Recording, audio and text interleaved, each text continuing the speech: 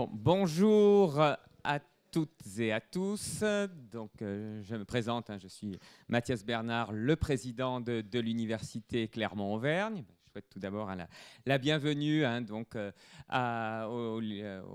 aux élèves des classes prépa voilà, que nous avons le plaisir d'accueillir dans ces locaux de l'université pour un événement tout à fait inédit que nous sommes extrêmement fiers d'avoir pu organiser donc avec la chaire Avenir commun durable du Collège de France.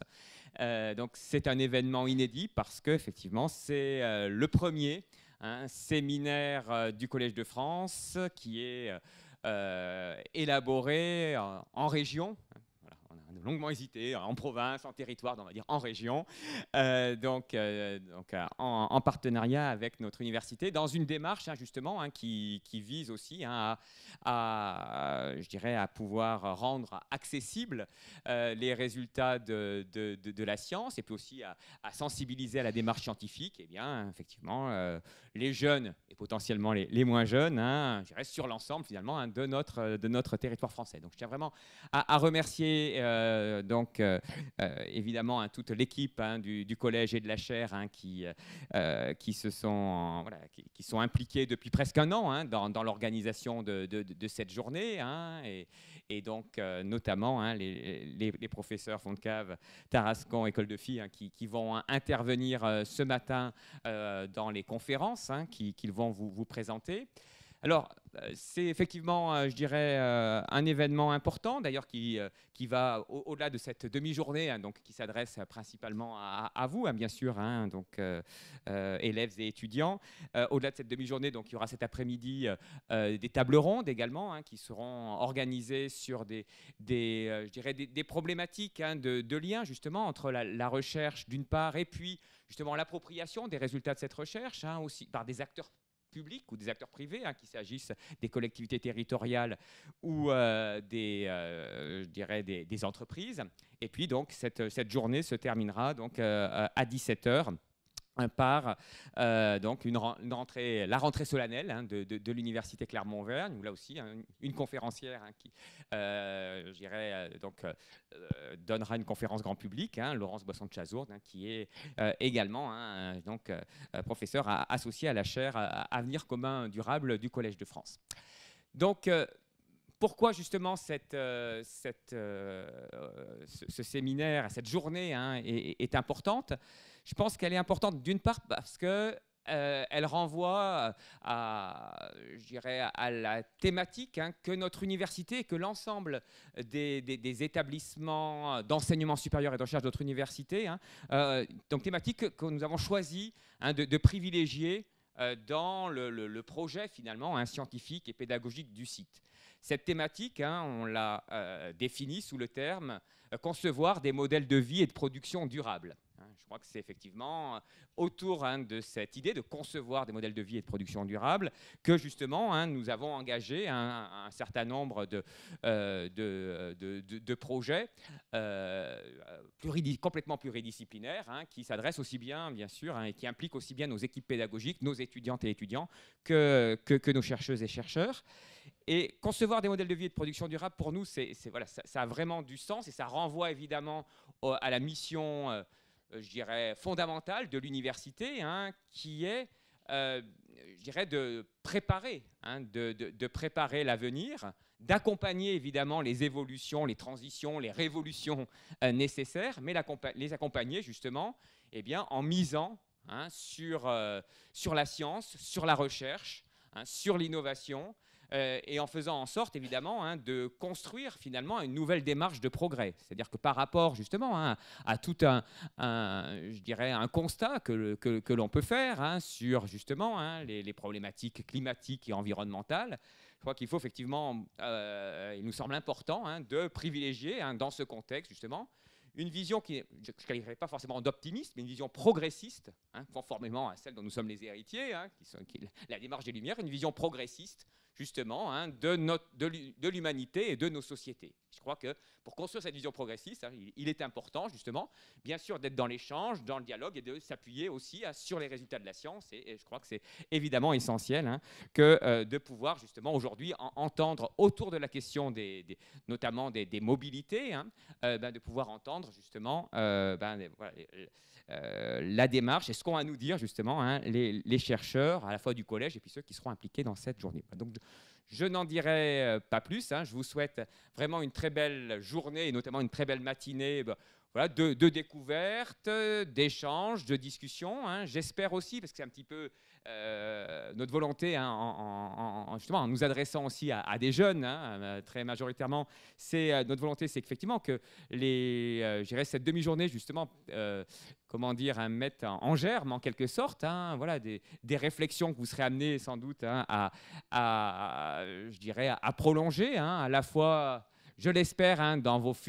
la suite de vos études, dans votre avenir professionnel, dans votre avenir de citoyen, parce que je crois que les questions que nous allons évoquer, évidemment, hein, elles concernent aussi, hein, nos sociétés et nos comportements et notre vision, hein, en tant que citoyennes et citoyens. Donc, très très belle matinée à toutes et tous, et encore merci, hein, je dirais, aux professeurs, hein, du Collège de France, hein, de leur soutien et de leur implication dans cette demi-journée. Merci à vous.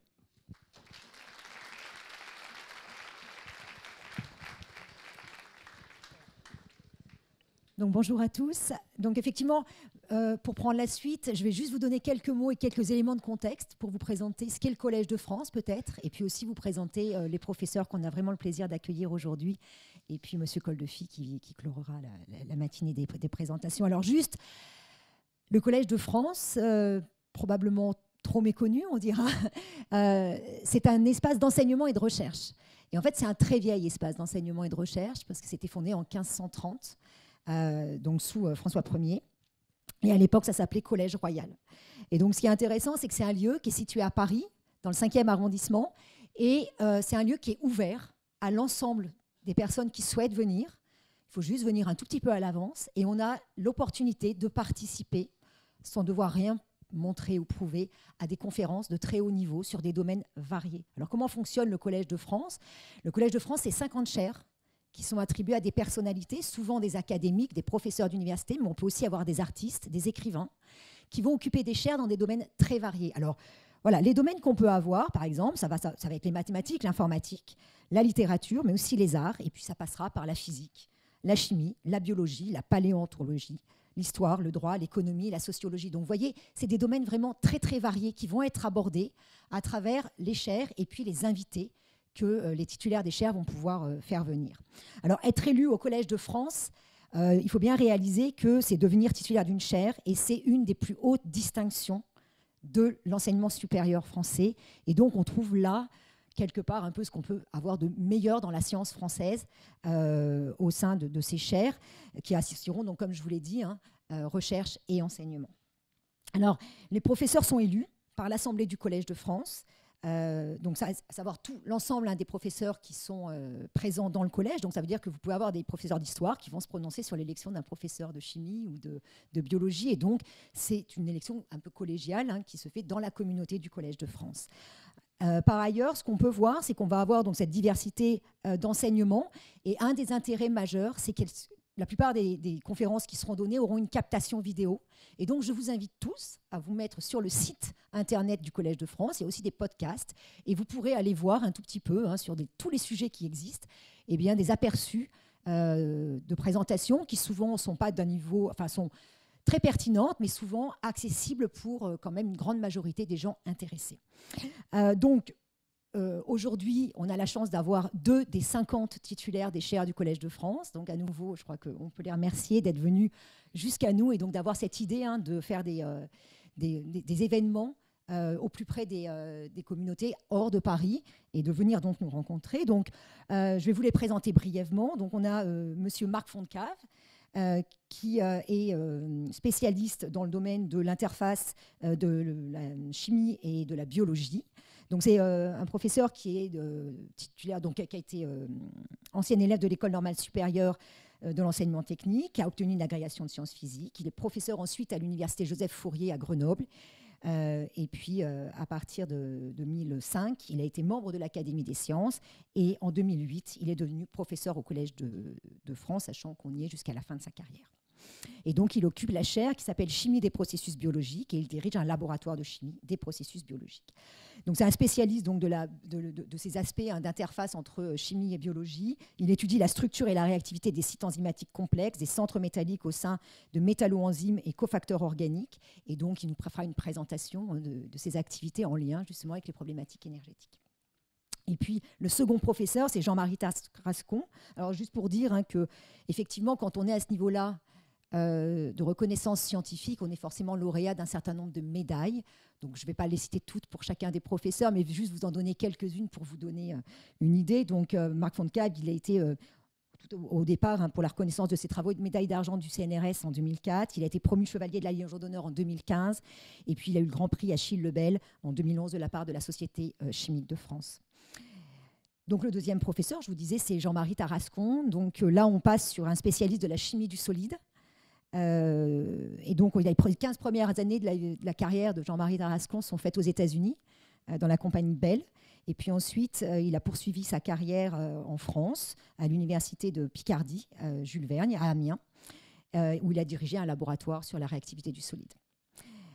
Donc, ce qui est remarquable, je crois, c'est que Jean-Marie a été capable de fédérer la communauté autour de lui, en créant en particulier un laboratoire, enfin un réseau d'excellence européen à l'ISTOR, en 2003, puis en 2011, en créant au niveau national le réseau français sur le stockage électrochimique de l'énergie qu'il dirige encore et qui est vraiment le lieu de structuration et de fédération de toutes les personnes sur le territoire national qui travaillent autour de la problématique du stockage de l'énergie. Alors, ces domaines de recherche, c'est varié, je ne pourrais pas les résumer ici, mais ça porte essentiellement sur le design via des processus de synthèse éco-efficients et efficaces de nouveaux matériaux d'électrodes, avec des capacités exacerbées pour le stockage de l'énergie. Et donc, ils s'intéressent à de nouvelles technologies de batterie au-delà du lithium-ion, avec notamment des technologies sodium-ion, pour ceux à qui ça parle, et puis zinc, oxyde de manganèse, etc. Donc, il faut souligner donc, que Jean-Marie Tarascon a été lauréat de la médaille d'or du CNRS en 2022. Il est chevalier de la Légion d'honneur pour ses travaux. Et puis, vendredi prochain, il recevra la plus haute distinction de la Société chimique de France, la médaille Lavoisier. Et donc, voilà, c'est une vraie reconnaissance, je pense, pour ces deux professeurs par leur père. Et puis, pour répondre et un petit peu articuler leurs propos, on clora la séance d'intervention par M. Jean Coldefy. Alors Jean Coldefy, c'est un autre profil.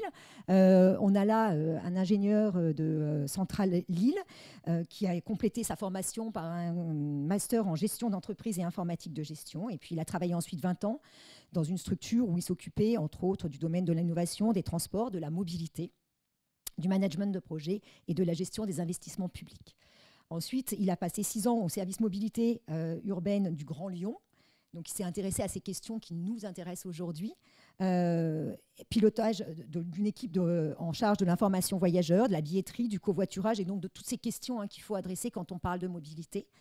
Cette expérience professionnelle fait de lui vraiment un spécialiste dans ce domaine de l'innovation, de la mobilité et puis des infrastructures de transport et ce qu'on appelle les ITS, Intelligent Transport System. Voilà, donc j'espère que toutes les conférences qui vont vous être présentées, les 3 conférences de ce matin, vont déjà vous intéresser, voire vous passionner, et puis vous permettre de partir avec une connaissance supplémentaire dans ces domaines grâce aux interventions des professeurs. Donc Marc, voilà.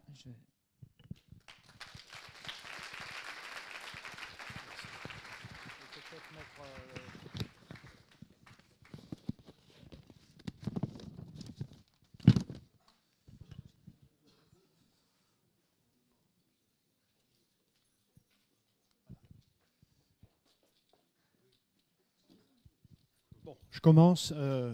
Chère Vanessa, cher Mathias, mesdames et messieurs, oui, je suis moi aussi très heureux vraiment d'être là aujourd'hui parce que, en effet, c'est une grande première pour nous au Collège de France. Et c'est grâce à vous, à l'Université de Clermont, que nous pouvons démarrer une aventure qui, j'espère, se prolongera ailleurs en France, mais en tout cas, le succès aujourd'hui de cette expérience va nous permettre d'avancer sur toutes ces questions. Alors, ces questions, c'est quelque chose qu'au Collège de France, nous avons souhaité traiter avec force à travers une initiative qui s'appelle Avenir commun durable. D'ailleurs, Jean-Marie en est l'animateur. Et nous avons pu nous lancer dans cette idée que nous pourrions, nous, professeurs au Collège de France, nous rassembler grâce à cette force pluridisciplinaire que nous avons, hein, histoire, économie, chimie, biologie, pour traiter ces questions de cet avenir commun durable et essayer de réfléchir sereinement et de porter un certain nombre de questions auprès des citoyens de façon la plus honnête possible. Si nous pouvons faire ça aussi, et je voudrais remercier d'autres acteurs qui sont les mécènes de cette initiative, et il s'avère que nous avons la chance d'avoir une représentante d'un des grands mécènes d'Avenir commun durable, qui est Covea, cette grande entreprise d'assurance. Voilà, donc tout est en place pour continuer ce combat d'explication, de compréhension des enjeux climatiques, énergétiques, écologiques, environnementaux, qui sont extrêmement complexes, d'ailleurs d'une certaine façon plus complexes qu'on ne le pense en général. Voilà, alors on va parler de mobilité électrique beaucoup. Je ne suis pas un spécialiste de mobilité électrique, mais j'ai une certaine légitimité à, au fond, présenter le contexte de la science et de la technique que va nous présenter ensuite Jean-Marie. En tant que président de la commission énergie de l'Académie des sciences, j'ai cette opportunité de côtoyer tout un tas de spécialistes et de réfléchir globalement, hein, à la transition énergétique en particulier. Et donc aujourd'hui, on va parler de mobilité électrique rapidement. Et je voudrais commencer par dire que, en dépit de certains fantasmes, il est de toute évidence que la voiture individuelle, la civilisation de l'automobile va perdurer. Il y aura encore beaucoup, vous verrez les graphes, hein, encore beaucoup de voitures individuelles pendant longtemps, enfin, sur la planète. Et donc il faut traiter cette question. Alors, il y a des bonnes raisons à cela, hein, évidemment. C'est d'abord une industrie colossale, hein, sur la planète, ce qui veut dire des moyens pour les pays qui la développent, des emplois. Il y a aussi le fait, bien sûr, que l'habitat diffus, l'étalement des populations à travers les territoires, dans un contexte où l'organisation par exemple, des transports en commun n'est pas encore optimale. Toutes ces raisons-là font qu'en effet, il y aura encore beaucoup de voitures sur la Terre, peut-être même sûrement plus qu'aujourd'hui. Et voilà, donc une autre raison pour laquelle, disons, la voiture est devenue importante, c'est évidemment les émissions de CO2. C'est le secteur, alors voilà, c'est le secteur qui est le plus émetteur des émissions de CO2. Enfin, vous savez tous ça, devant le bâtiment, devant l'industrie, devant tous les secteurs. Et donc, il est assez logique de se préoccuper de cela. Il faut rappeler que c'est bien du transport routier qu'il s'agit en principal, puisque c'est surtout, vous voyez, surtout les... Où est-ce que je suis là ? Voilà. Surtout les voitures particulières et le transport de marchandises. Vous voyez, presque 90% des émissions viennent de là. Et le transport aérien, le train, le bus, le transport maritime, etc. comptent pour beaucoup moins. Ça ne veut pas dire qu'il ne faut pas les traiter, mais c'est bien là qu'il faut agir. Et que ce n'est pas une spécificité française, ça, ce sont des chiffres français, mais c'est la même chose au niveau de l'Europe. Comme vous le voyez, voilà, 71% des émissions de CO2 dans l'Union européenne sont dues au transport routier, voiture et transport de marchandises. Et donc, c'est ça qui est traité aujourd'hui par l'électrification du transport. Et au fond, quand on regarde toutes les dynamiques qui sont mises en place dans cette transition énergétique, il est assez clair que finalement, c'est peut-être ce secteur qui est le plus avancé, enfin, qui est le plus dynamique. Et alors, pourquoi? Parce que, on l'a dit, il y a cette pression de vraiment attaquer ces émissions de CO2. Il y a le fait qu'il y a des engagements des entreprises automobiles très forts, des États, des investissements.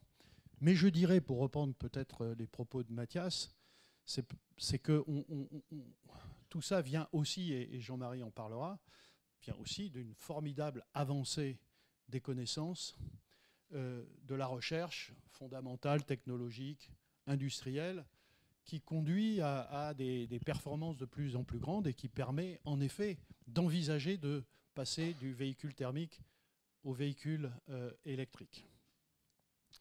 Et je dirais que c'est un magnifique exemple, parmi d'autres, hein, mais un magnifique exemple qui nous permet de dire, et c'est là que je rejoins les propos précédents, qui nous permet de dire que, au fond, la transition énergétique, environnementale, écologique, ne se fera que par une avancée des connaissances, de la recherche, de l'innovation,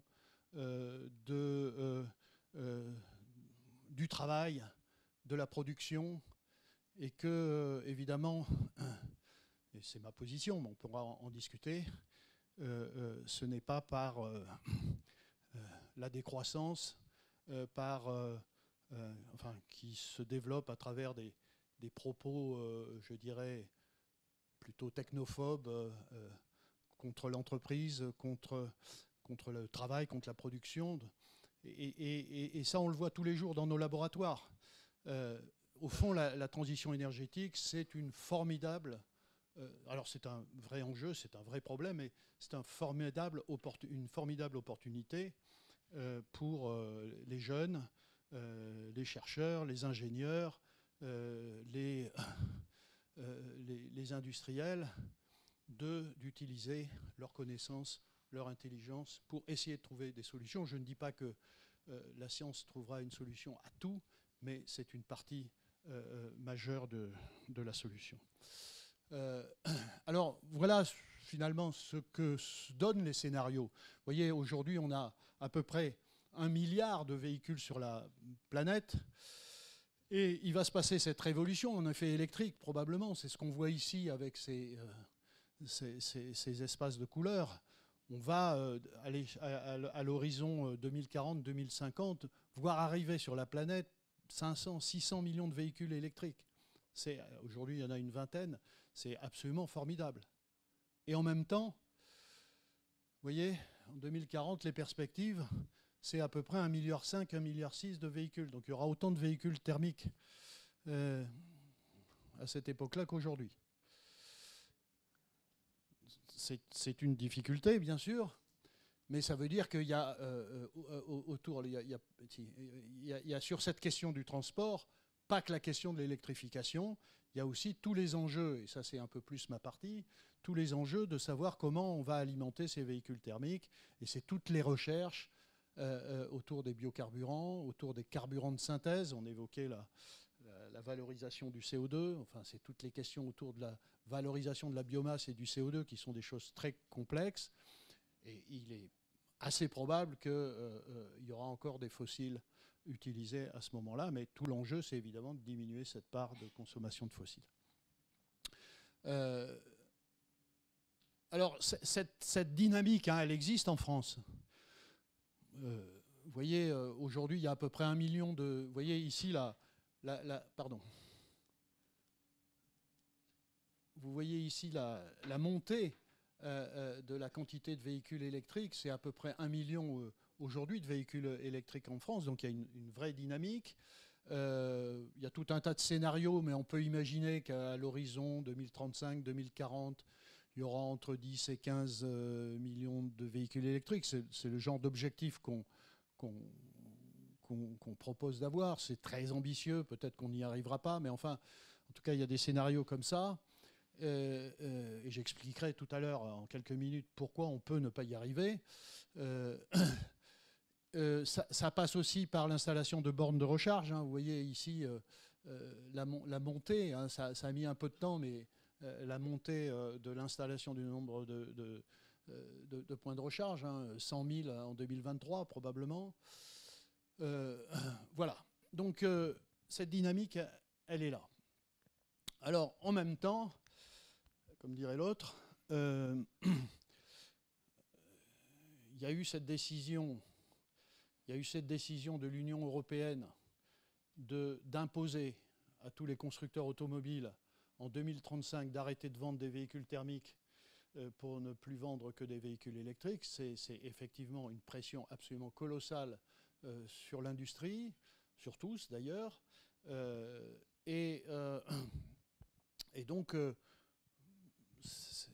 peut-être, certains le disent, comme certains chefs d'entreprise, trop rapide, trop exigeant. Mais néanmoins, c'est aujourd'hui, l'objectif, c'est de passer de plus en plus du véhicule thermique au véhicule électrique. Alors ça, c'est facile à dire, et c'est plus difficile à faire. Et à nouveau, prenons garde à ne pas toujours croire en des objectifs que certains déclarent à un moment donné, et de ne pas faire attention à chaque fois revenir sur des questions beaucoup plus concrètes de la capacité scientifique, technologique, industrielle, économique, sociale de répondre à ces objectifs. Et en fait, donc, il y a un formidable mur à passer qui est de créer une véritable filière industrielle. Et il y a tout un tas de difficultés. J'en ai listé quelques-unes ici. Il y a d'abord le fait que remplacer du thermique par de l'électrique, c'est au fond se débarrasser d'une industrie qui est aujourd'hui dominante en Europe. C'est une des grandes industries européennes, l'industrie automobile, par une industrie qui risque de se passer ailleurs. Et donc ça peut signifier des pertes de rentabilité industrielle très fortes, des pertes d'emplois, en tout cas à court terme sûr, et peut-être à moyen terme. Ça, c'est le premier point. Le deuxième point, c'est la concurrence formidable avec d'autres pays comme la Chine. Et donc ça peut déboucher sur des déficits commerciaux très importants dans le domaine de la mobilité. Ici, je montre par exemple qu'en matière du marché électrique, que ce soit les composants cellulaires, cathode, anode, les batteries et les véhicules électriques, vous voyez en rouge, c'est la part occupée par la Chine. Voilà la situation aujourd'hui. Donc le risque est très très fort de se débarrasser d'une industrie forte par une industrie qui sera forte ailleurs. L'autre aspect, c'est la question de l'approvisionnement en ressources minérales. On peut passer d'une dépendance aux fossiles à de nouvelles dépendances. Pourquoi ? Parce que, comme vous le voyez en haut, le besoin en ressources minérales, en métaux, pour le véhicule électrique est 7 à 8 fois plus grand que pour le véhicule thermique. Et que la situation aujourd'hui, c'est que si ces éléments sont assez bien répartis dans le monde, vous voyez ici États-Unis, Chili, pour le cuivre, le nickel en Indonésie, le Congo pour le cobalt, la Chine pour les terres rares, l'Australie pour le lithium, etc. Le raffinage, c'est en Chine. Donc là aussi, c'est eux qui vont fournir les ressources minérales, et là, nouvelle dépendance éventuelle. Et puis il y a la question de la maîtrise des coûts, parce que évidemment, le risque n'est pas nul que cette transition vers l'électrique ne profite qu'à une classe, la plus riche de la population, en tout cas à court terme et à moyen terme. Voilà, donc il y a un fameux projet, il y a un énorme projet industriel pour la France et pour l'Europe, la production de voitures électriques sur le territoire, bien sûr, parce que si c'est construit ailleurs, c'est très risqué. Même chose pour la mise au point de batteries. Il il y a la montée en puissance des ressources électriques, hein, parce que pour faire marcher des voitures électriques, il faut de l'électricité. J'en dirai un petit mot. La mise en place d'un réseau de stations de recharge, la sécurisation des approvisionnements en ressources minérales, et puis, sans doute, se lancer dans une nouvelle aventure d'extraction, peut-être, ce qu'on ne sait pas faire, enfin, ce qu'on ne fait plus en France, et de récupération, de recyclage des matériaux. C'est une nouvelle chimie, hein, d'une certaine façon, à mettre en place. Voilà, je termine là-dessus. Sur un certain nombre de... Donc vous avez vu, c'est un formidable enjeu. C'est pas gagné. Là à nouveau, hein, gagner cette victoire, c'est plein de choses. C'est évidemment d'abord de travailler, d'apprendre, de connaître, de faire de la recherche, de l'innovation. C'est évidemment des investissements. C'est aussi, parce que on n'y arrivera que collectivement à l'échelle européenne, c'est aussi de mener des politiques européennes qui sont concertées. Voilà, donc c'est pas gagné, mais l'affaire est engagée et évidemment, ce sont tous des sujets passionnants, vous voyez. Hein. Il y a plein de choses à faire. Quand le dernier point, hein, sur extraction, mine propre, récupération, recyclage, sont encore des choses qui, sur le plan fondamental, sont insuffisamment traitées ou connues. Et il y a des tas de choses à faire pour scientifiquement, techniquement, traiter ces problèmes. Oui, quelques points qui sont d'ordre, je dirais, scientifique, physique, technologique. Je vais aller très vite. Premier point, l'empreinte carbone du véhicule électrique. Évidemment, chacun a tendance à penser que c'est la solution miracle. Véhicule électrique veut dire pas de carbone. Bon, ça c'est faux. La question n'est pas que le véhicule soit électrique ou thermique, vous avez bien compris, c'est de savoir quel type d'énergie on met dans la voiture quand on recharge la batterie. Et quand on regarde la réalité, vous voyez ici, ce sont les consommations en grammes, les émissions en grammes de CO2 par kilomètre. Vous voyez, une voiture diesel, c'est à peu près presque 300, 270. Mais vous voyez, si vous faites une voiture électrique en Pologne ou en Inde où le mix électrique est très carboné, ça sert strictement à rien. D'accord ? Donc, il y a des pays où, avant de faire de l'électrique, il vaudrait mieux commencer par changer le mix électrique et ça ne va pas se faire en 3 ans. Même l'Allemagne, qui fut longtemps, c'est un peu moins le cas aujourd'hui, notre modèle, malheureusement, même l'Allemagne qui a un mix électrique assez carboné, vous voyez, vous gagnez à peu près un tiers, mais pas plus. Il faut aller dans des pays comme la France où, effectivement, grâce à un mix décarboné électrique, qui a une certaine pertinence à passer rapidement aux véhicules électriques. Et c'est ce qu'on voit ici. Donc cette question est extrêmement importante et elle est souvent malheureusement oubliée. Ici, c'est assez intéressant. C'est un rapport qui est sorti cet été. C'est le cas de la Norvège. La Norvège, c'est le pays qui a le mix électrique le plus décarboné. La Norvège a la chance d'avoir beaucoup d'hydroélectricité, d'énergie hydraulique, qui est très verte. Et donc, comme vous voyez, il y a une montée en puissance des ventes de véhicules électriques. Aujourd'hui, pratiquement 90% des ventes de véhicules en Norvège sont électriques. Et ça, c'est la consommation des carburants fossiles. Vous voyez, ça ne bouge pas à l'inverse. Vous voyez, donc c'est très compliqué. Hein. Pourquoi ça ne bouge pas ? Parce que, en fait, les Norvégiens ont continué à garder leurs voitures thermiques à côté de leur achat de voitures électriques.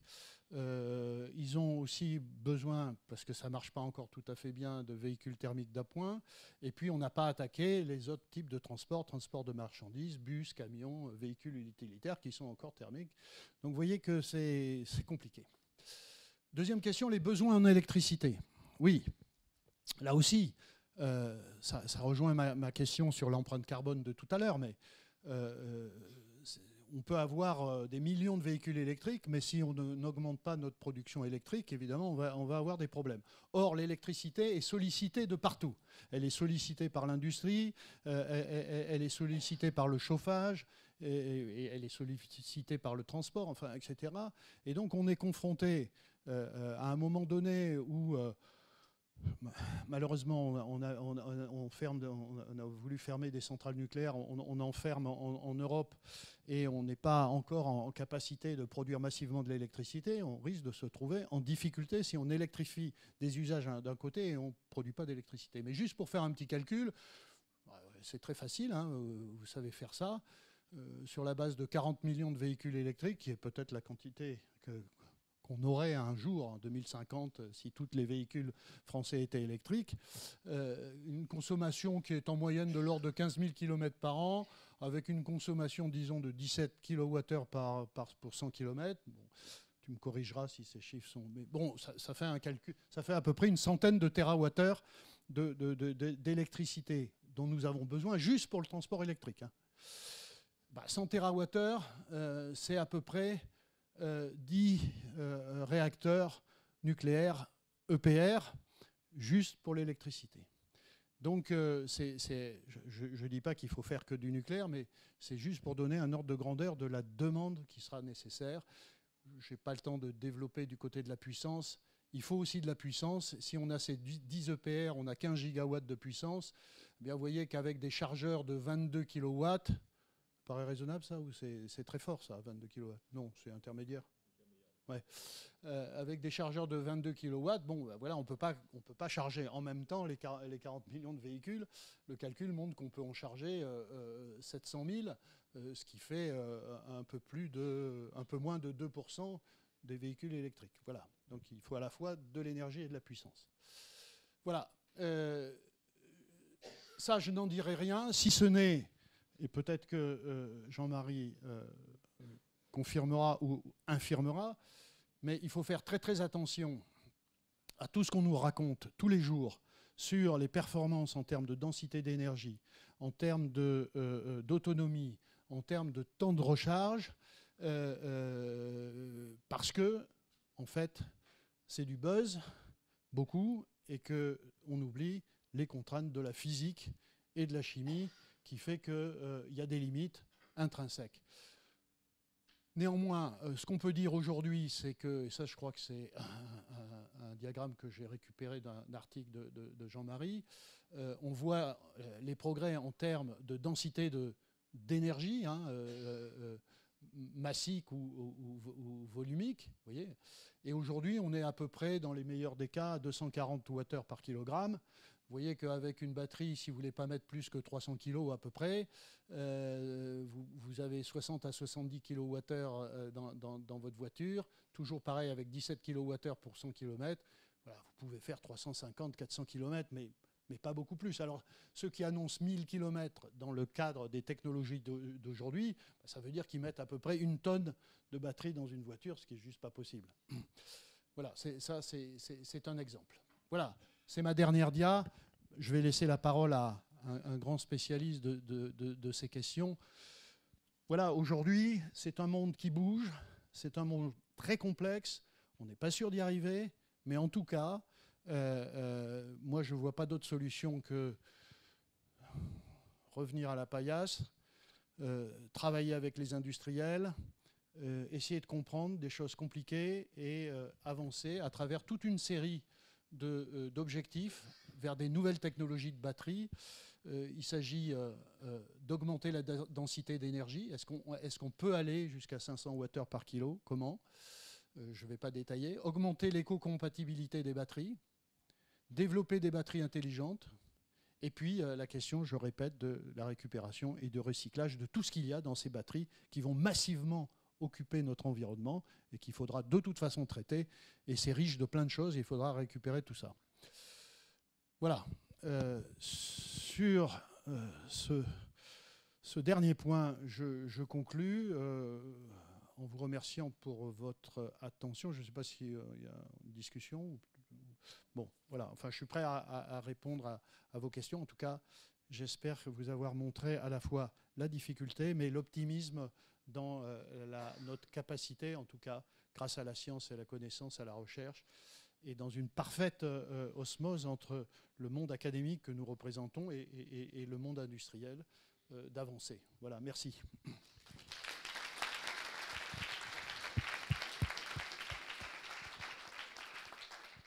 Merci beaucoup, Marc. Donc, je propose qu'on ait 5-10 minutes d'échange.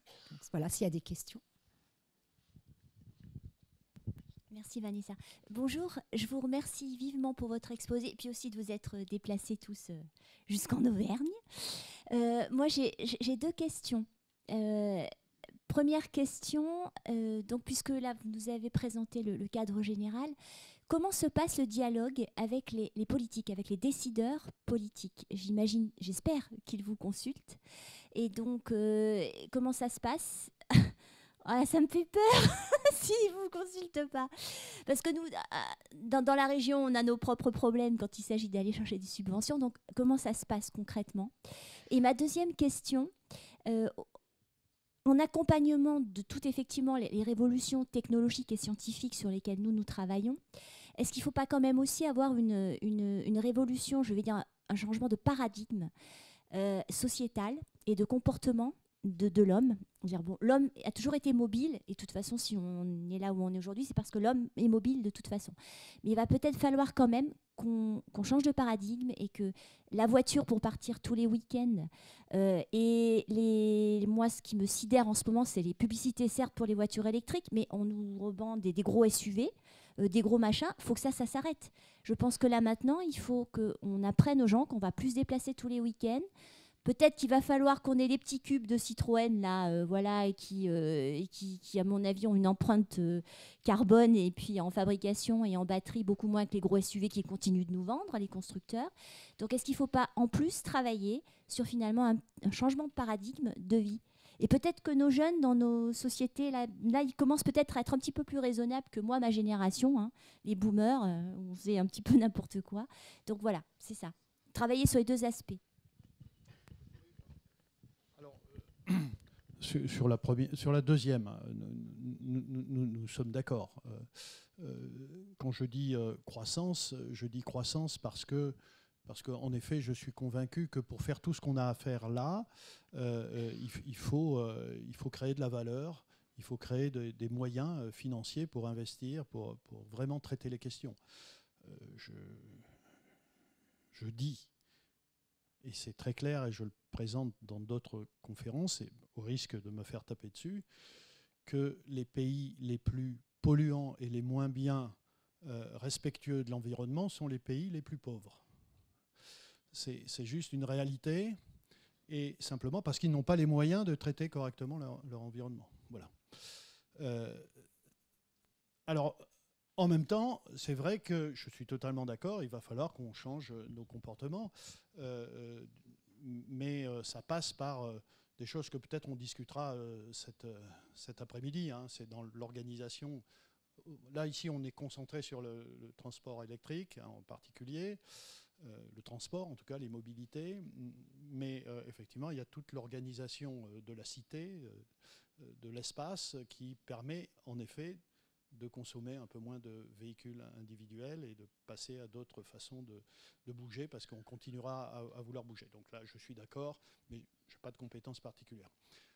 La réponse à la deuxième, j'aurais bien aimé ne pas avoir à y répondre, mais je crois que malheureusement, il y a très très peu de discussions entre... Il y a beaucoup moins de discussions, en tout cas pour ce qui me concerne, et peut-être c'est pareil pour Jean-Marie, entre le monde politique et le monde des, je dirais, experts académiques comme nous, hein, que entre nous et le monde industriel, par exemple.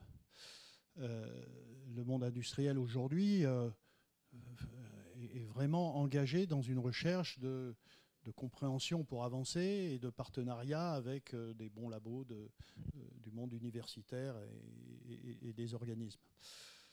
Moi, je peux simplement donner une expérience.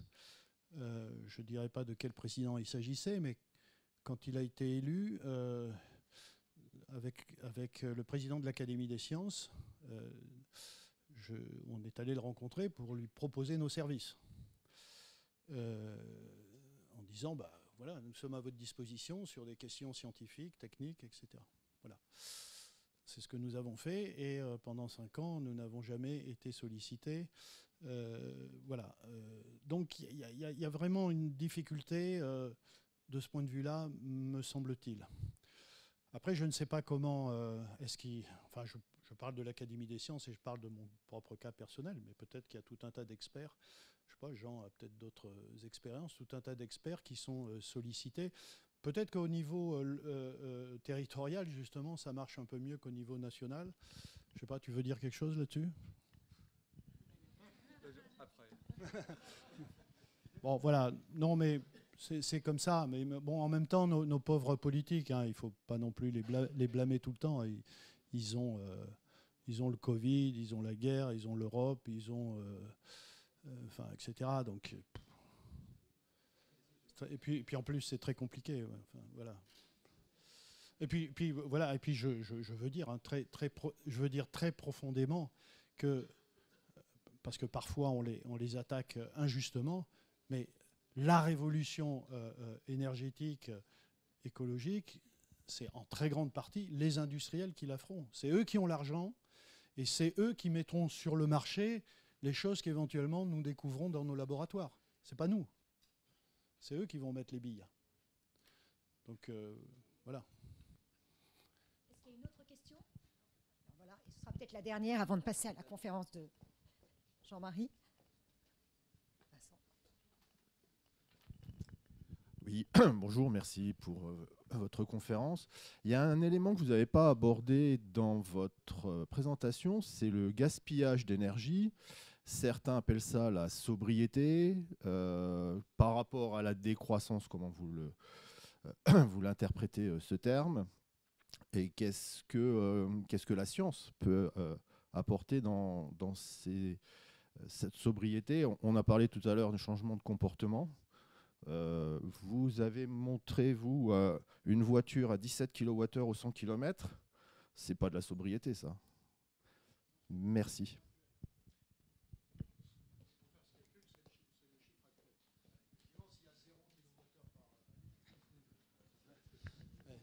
Non, mais absolument d'accord. Bon, alors, la lutte contre les gaspillages, ça doit être évidemment une ligne directrice. Ça passe par quoi ? Par effectivement des comportements individuels, ça on l'a dit. Et puis ça passe aussi, et ça existe depuis très très longtemps. Vous savez, les entreprises, à nouveau, c'est tous les jours qu'elles se posent la question de lutter contre les gaspillages, parce qu'évidemment, c'est le business. Moins elles gaspillent, et plus elles gagnent d'argent. Donc, dans le domaine des transports, que ce soit par exemple le transport aérien ou le transport routier, il y a eu des progrès fantastiques en termes d'efficacité énergétique. Alors il faut continuer. Dans le transport aérien, regardez les évolutions de la consommation de kérosène par kilomètre, c'est absolument impressionnant. Comment ? Oui, le taux de remplissage. Ouais. Donc, si vous voulez, les deux aspects, comportement individuel et travaux qui doivent continuer sur l'efficacité énergétique, vont contribuer. Mais il y a encore plein de gaspillage d'énergie contre lesquels il faut lutter. Vous avez raison. Alors on peut l'appeler sobriété ou autre chose. Enfin, voilà. Plus d'efficacité, moins de gaspillage. Je suis totalement d'accord avec ça. Bien. Ben, je vous propose de remercier à nouveau Marc.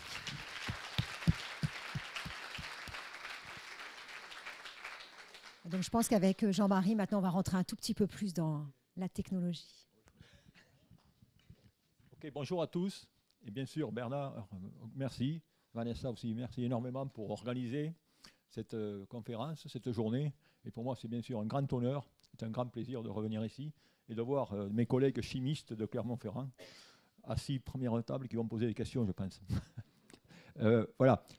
D'où, qu'est-ce que vous parlez ? Je vais un peu vous raconter bien un peu l'histoire de la mobilité électrique. Cette mobilité électrique, le nerf de la guerre, finalement, c'est les batteries. Et mon collègue Marc m'a bien planté le scénario en disant il y a trop de bus. D'où je vais essayer de montrer un peu qu'il y a de la réalité derrière tout ça. D'où effectivement, je vais ici vous montrer quelles sont que les batteries, c'est-à-dire sont nos alliés indispensables, mais elles sont encore perfectibles.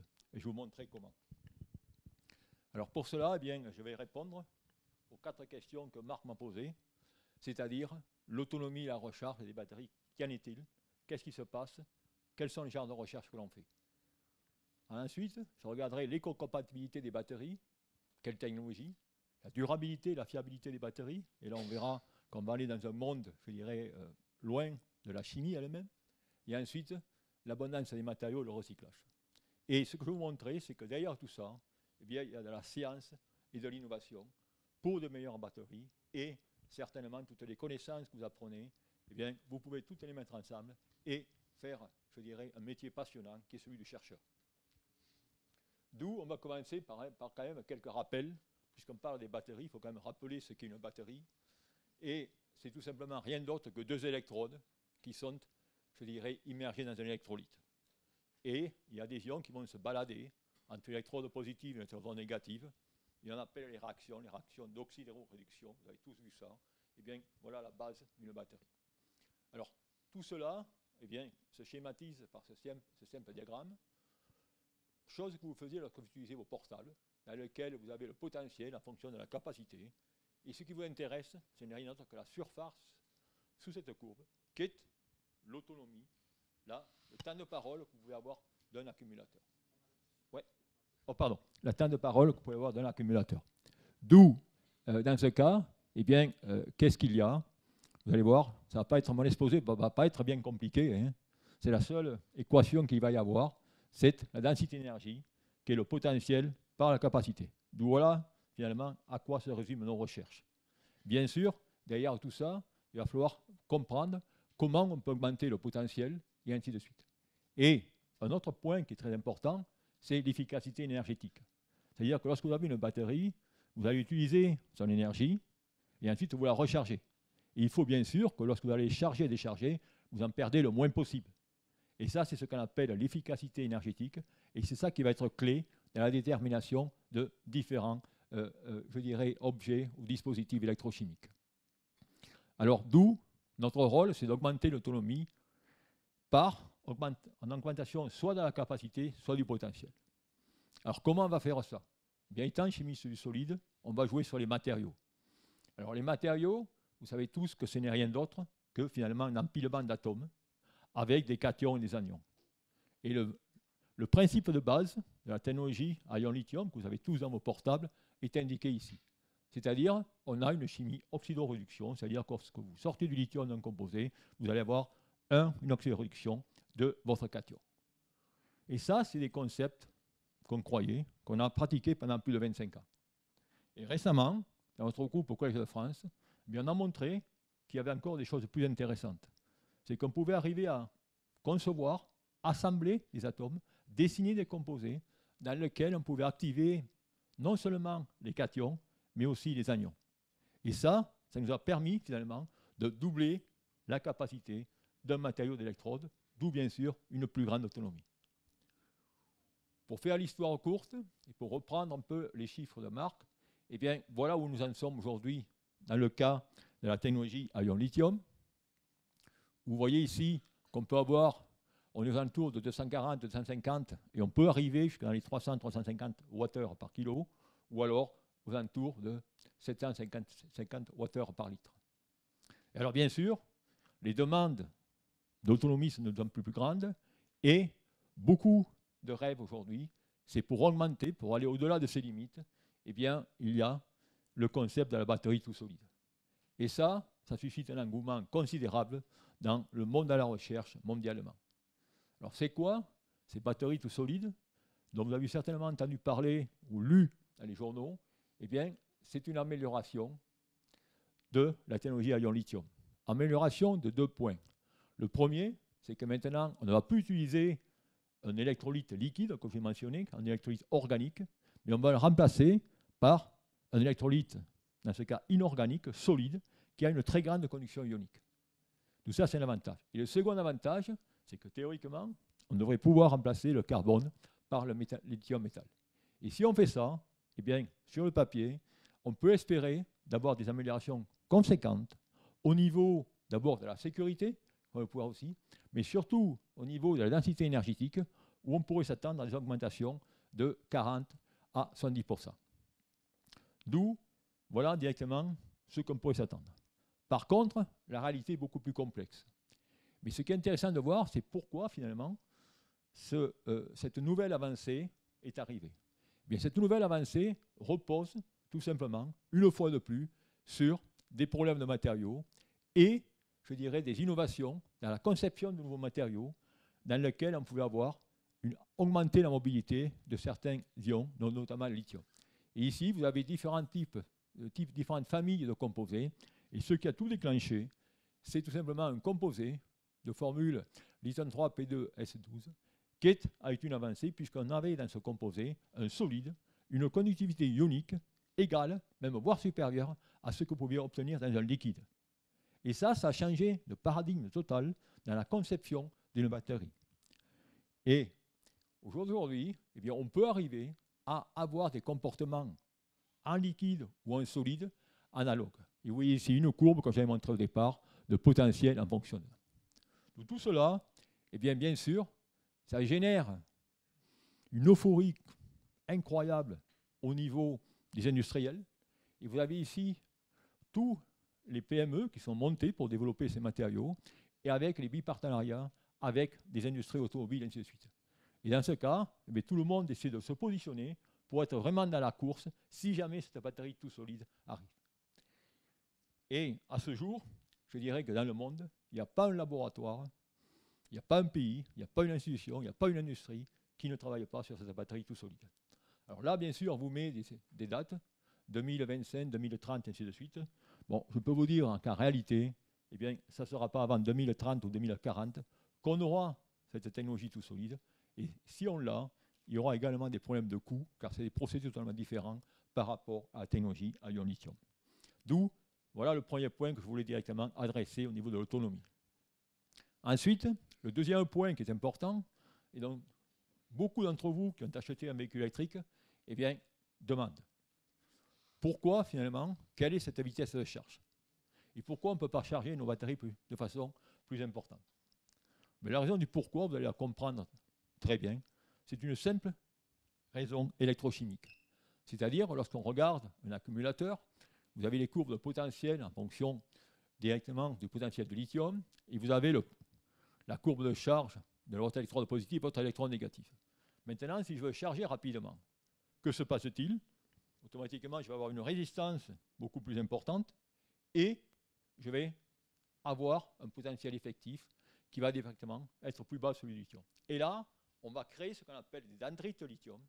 Et ces dendrites vont automatiquement, dans ce cas, générer, je dirais, des risques au niveau explosion de la batterie, et ainsi de suite. Donc, c'est la raison pour laquelle, eh bien, pour des batteries de puissance, on va prendre des matériaux d'électrode dont le potentiel sera beaucoup plus élevé que par rapport à celui du graphite. Alors tout cela, ça veut dire quoi? Bien, ça veut dire qu'on va, à un niveau recherche, améliorer ces vitesses de charge. Alors améliorer ces vitesses de charge, ça veut dire quoi? Ça veut dire qu'on a des ions qui vont directement diffuser dans un composé organique et la taille de l'ion va être importante. Parce que ça va être finalement la distance que cet ion va devoir directement voyager. Et la façon dont on fait dans différents laboratoires, c'est qu'on a deux méthodes pour améliorer cela, qui sont soit directement diminuer l'épaisseur des électrodes pour avoir des comportements plus supercapaciteurs, ou alors directement réduire la taille des particules, passer à l'échelle nanométrique, c'est-à-dire décroître le temps de voyage de l'ion. Donc voilà, si vous voulez, les genres de recherche qui se font. Et grâce à ça, eh bien, on peut arriver à avoir des vitesses de charge rapides, comme indiqué ici, mais notez ici quand même que je suis en train de parler simplement de systèmes de cellules de 46 Wh par kilo, qui sont très loin des 52 kW dont Marc mentionnait auparavant. D'où, sur de petits systèmes, on peut effectivement arriver à charger dans un temps de 5 à 6 minutes. Par contre, si maintenant on passe dans le monde réel, dans le monde du véhicule électrique, vous allez voir qu'il y a une histoire totalement différente. En effet, je vais prendre deux exemples. Premier exemple, l'exemple français, la Zoé.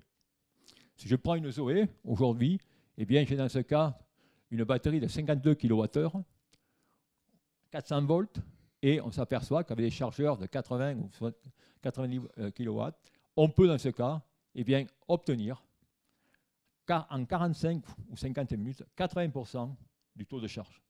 Et si on veut obtenir le reste, eh bien, ça prend beaucoup plus de temps pour la simple raison qu'on ne veut pas créer ces fameuses dendrites dont je vous ai mentionné.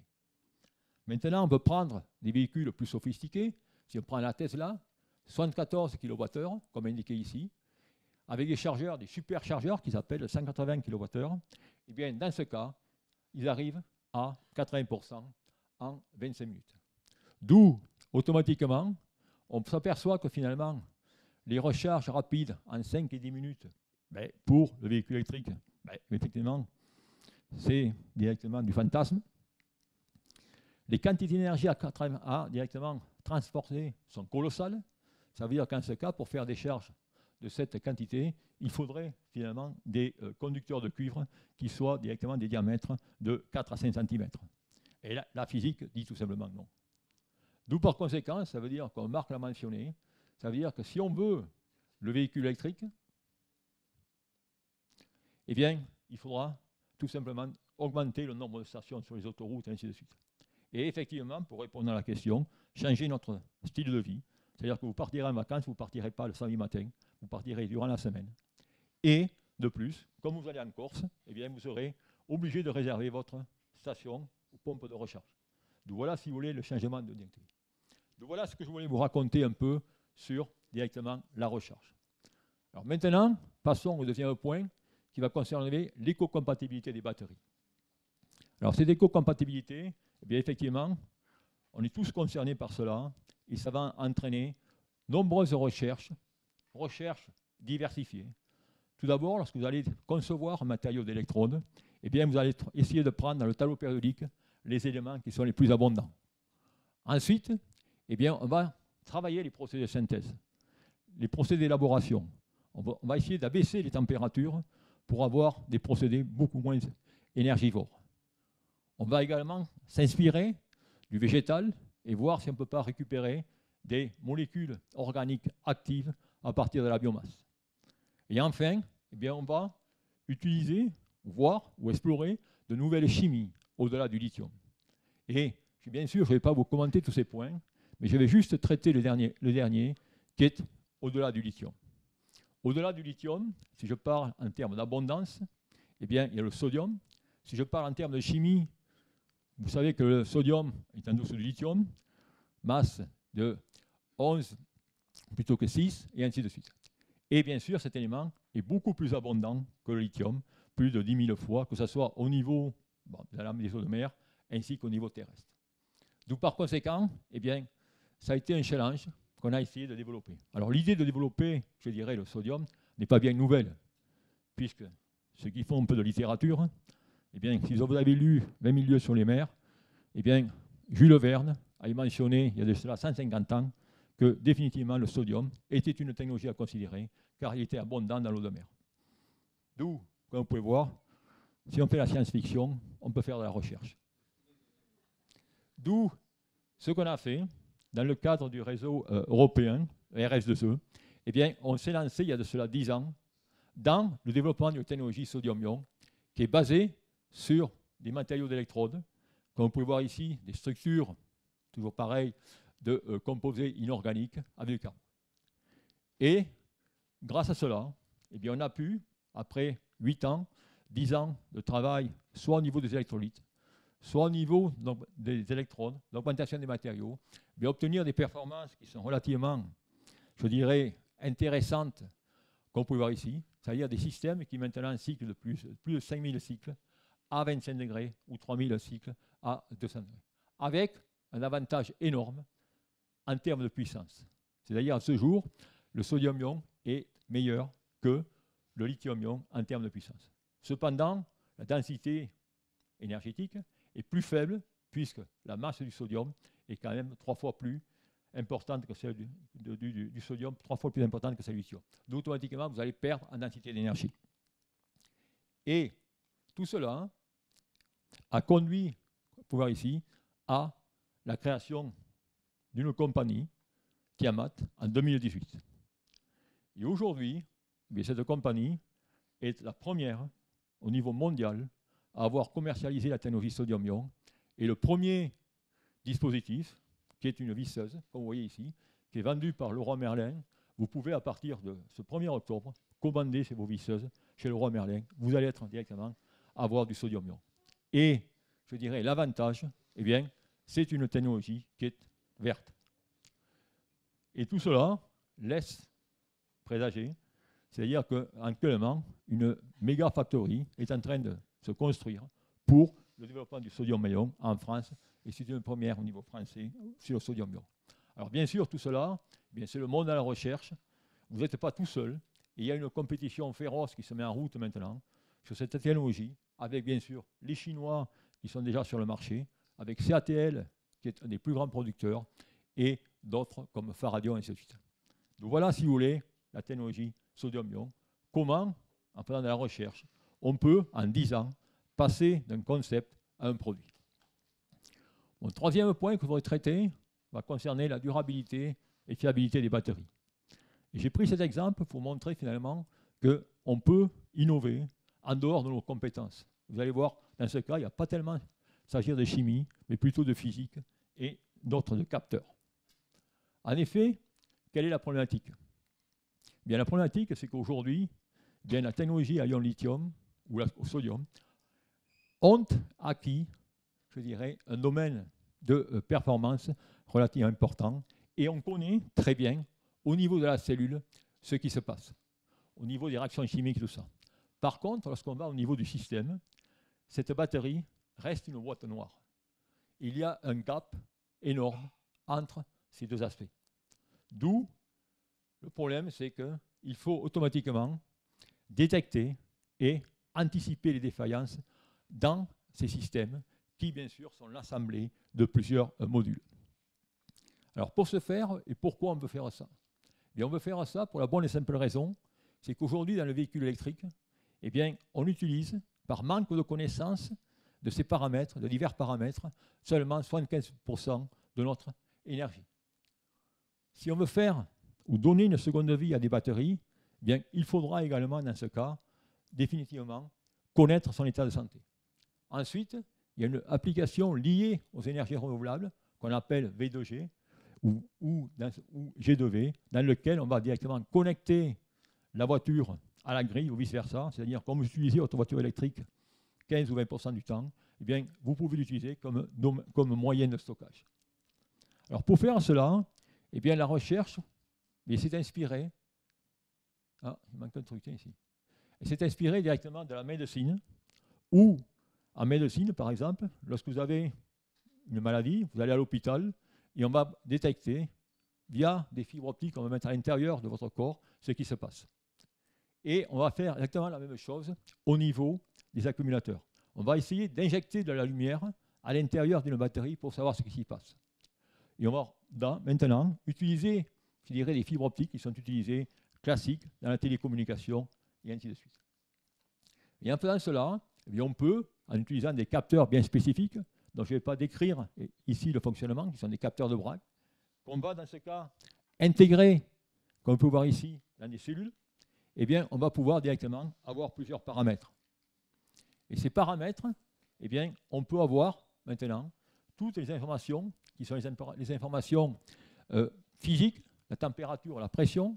On peut avoir les informations thermodynamiques, les énergies d'activation, l'entropie, les chaleurs spécifiques, et également la nature, comme vous pouvez voir ici, des espèces chimiques à l'intérieur. Et ce type de diagnostic, je dirais, est une première dans le domaine des batteries. Et tout cela, pourquoi? Ce qu'on envisage, la batterie de demain, il n'y aura pas tout simplement deux sorties, mais il y aura une sortie analytique qui va nous permettre de connaître toutes ces métriques, tous ces observables, qui vont pouvoir nous aider à contrôler la vie de cette batterie. Et tout cela, on va directement le connecter à des systèmes de gestion avancés. Et grâce aux algorithmes de l'intelligence artificielle, on va pouvoir, dans ce cas, avoir des systèmes qui seront beaucoup plus efficaces au niveau conduite, et ainsi de suite. D'où le tout, le but, c'est d'établir un passeport électronique à la batterie qui va nous permettre d'augmenter son efficacité, sa durée de vie, mais également son aspect sécuritaire. Donc voilà, si vous voulez, ce qu'on fait à ce niveau. Et enfin, je vais maintenant aborder le dernier point, qui est celui de l'abondance des matériaux et du recyclage. Alors là aussi, Marc l'a mentionné, il faut bien voir que quand vous avez un véhicule électrique et un véhicule thermique, vous utilisez 6 fois plus d'éléments chimiques dans un véhicule électrique que dans un véhicule thermique. Pourquoi? Parce que vous avez directement 300-400 kg de batterie. Et si je regarde maintenant les matériaux qu'on utilise, qui sont des phases lamellaires ou des phases lithium, nickel, manganèse, oxygène, eh bien si je regarde ici ce transparent, qui est relativement intéressant au niveau des matériaux. Alors vous avez cet histogramme directement en vert, comme indiqué ici, ou qui montre directement les métaux qui sont utilisés pour les batteries et la projection jusqu'en 2030. Et vous avez les courbes rouges, qui est le pourcentage de métaux pour les batteries par rapport à la production totale. Et vous apercevez 2 points intéressants. Regardez déjà au niveau du cobalt, en 2030, tout le cobalt sera également pour les batteries. Et vous regardez pour le lithium, la même chose en 2030, c'est-à-dire tout ce qui est produit sera pour les batteries. Okay? D'où cela veut dire que si on crée des gigafactories, il ne faudrait pas se soucier, je dirais, des matériaux. Car à ce jour, eh bien, on va importer 98% des matériaux ou des éléments qu'on a besoin pour alimenter nos gigafactories. D'où, automatiquement, il va falloir regarder ces problèmes d'exploitation, des problèmes d'extraction. Et l'extraction du lithium, eh bien, il y a 2 sources d'extraction du lithium, que ce sont les salars, comme vous voyez ici, ou alors, au point de vue minéral, avec des minéraux comme le spodumène, qui contiennent différentes quantités. Et aujourd'hui, je dirais, les pays leaders sont l'Argentine, le Chili, la Bolivie. Alors la Chine, qui est intéressant, n'a pas tellement de lithium. Par contre, c'est eux qui raffinent le plus de lithium. C'est-à-dire qu'on leur envoie où ils vont directement chercher le lithium. Et alors, il y a quand même de l'espoir en Europe, puisqu'il y a de nouveaux gisements en Europe. Il y en a un qui n'est pas trop loin d'ici, dans l'Allier. Il y a eu beaucoup de bruit à ce sujet. Il y en a eu également en Angleterre. Et effectivement, dans l'Allier, il semblerait qu'une source qui est directement un gisement de lithium relativement important. Et cela est, je dirais, on doit être optimiste. Bien sûr, il va falloir l'exploiter et ça ne va pas se faire facilement. Pas seulement au niveau technique, mais au niveau politique et au niveau éco-compatibilité. Alors, effectivement, il y a cela, mais il faut également recycler. Et recycler, là aussi, c'est un point important. Et je vais prendre un exemple de l'histoire, qui est l'exemple des polymères. L'exemple des polymères, au début du XXe siècle, le polymère, c'était, je dirais, le matériau miracle. On pouvait en faire n'importe quoi, le mettre en n'importe quelles applications aujourd'hui. À ce jour, eh bien, qu'est-ce qui se passe? Ça devient un cauchemar au niveau du recyclage. Et la question qu'on peut se poser, c'est qu'en sera-t-il des batteries? Ou, comme vous pouvez voir ici, eh bien, on va avoir en 2025 plus de 5 millions de tonnes par an à recycler. D'où il est définitivement crucial d'agir, d'anticiper pour ce recyclage. Alors aujourd'hui, ce qu'on fait, eh bien, au niveau recherche, c'est indiqué ici, on essaie de laisser de côté les méthodes classiques de recyclage, que sont la pyrométallurgie ou l'hydrométallurgie, qui sont très énergivores, soit en électricité, soit en solution, et on essaie de développer des méthodes directes, dans lesquelles, dans ce cas, on essaie de délaminer nos électrodes et de recycler directement, sans broyer, par des procédés chimiques basse température qui nous permettent finalement de redonner une vie à ces électrodes. C'est ce que j'appellerais les méthodes directes. Et bien sûr, tout cela est très important dans les gigafactories avec tous les rebuts qu'il y a actuellement. Ensuite,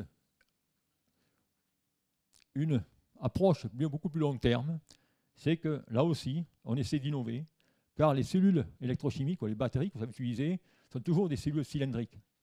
Et la question qu'on peut se poser, c'est finalement, est-ce qu'on ne peut pas concevoir une batterie de type Lego, dans laquelle on aurait 3 composants indépendants, et sur lequel on pourrait finalement, en utilisant nos méthodes de diagnostic, on peut détecter laquelle ou lequel de ces composants directement est défaillant et changer seulement un plutôt que de broyer tout le système et ainsi de suite.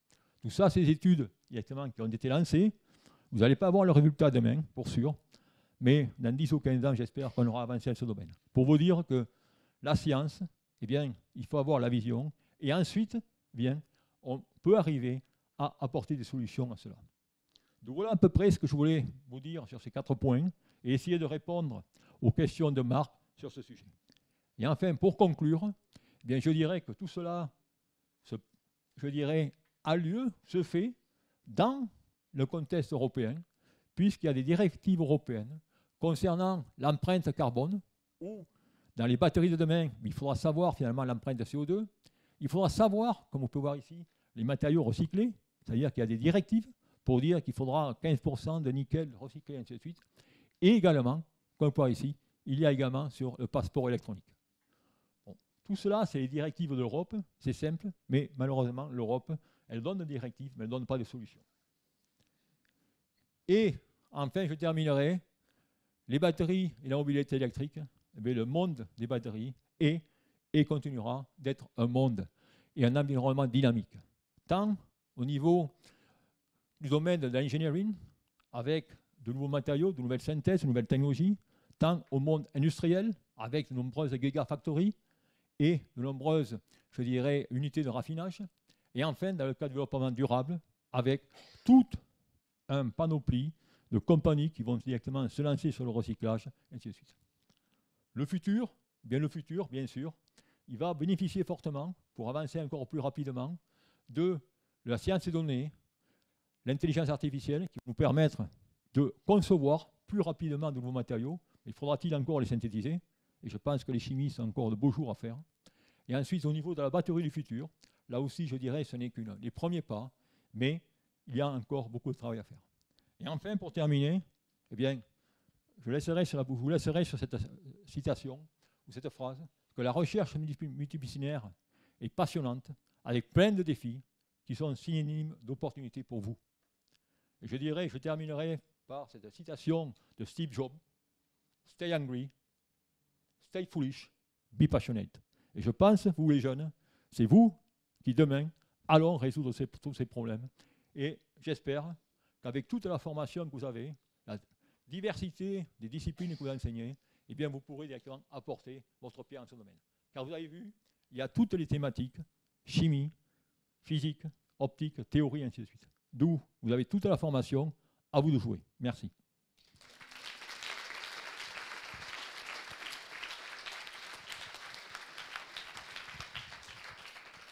Merci beaucoup. Alors, est-ce qu'il y a une ou deux questions?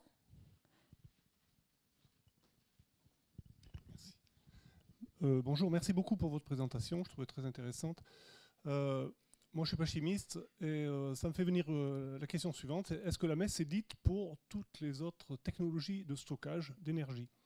J'entends par là l'énergie mécanique, moteur inertiel, tout ce qui est, enfin stockage inertiel, tout ce qui est électrique, supercondensateur, superinductance par supraconducteur, etc. Enfin, air comprimé, voilà. Est-ce que ça, c'est ma première question.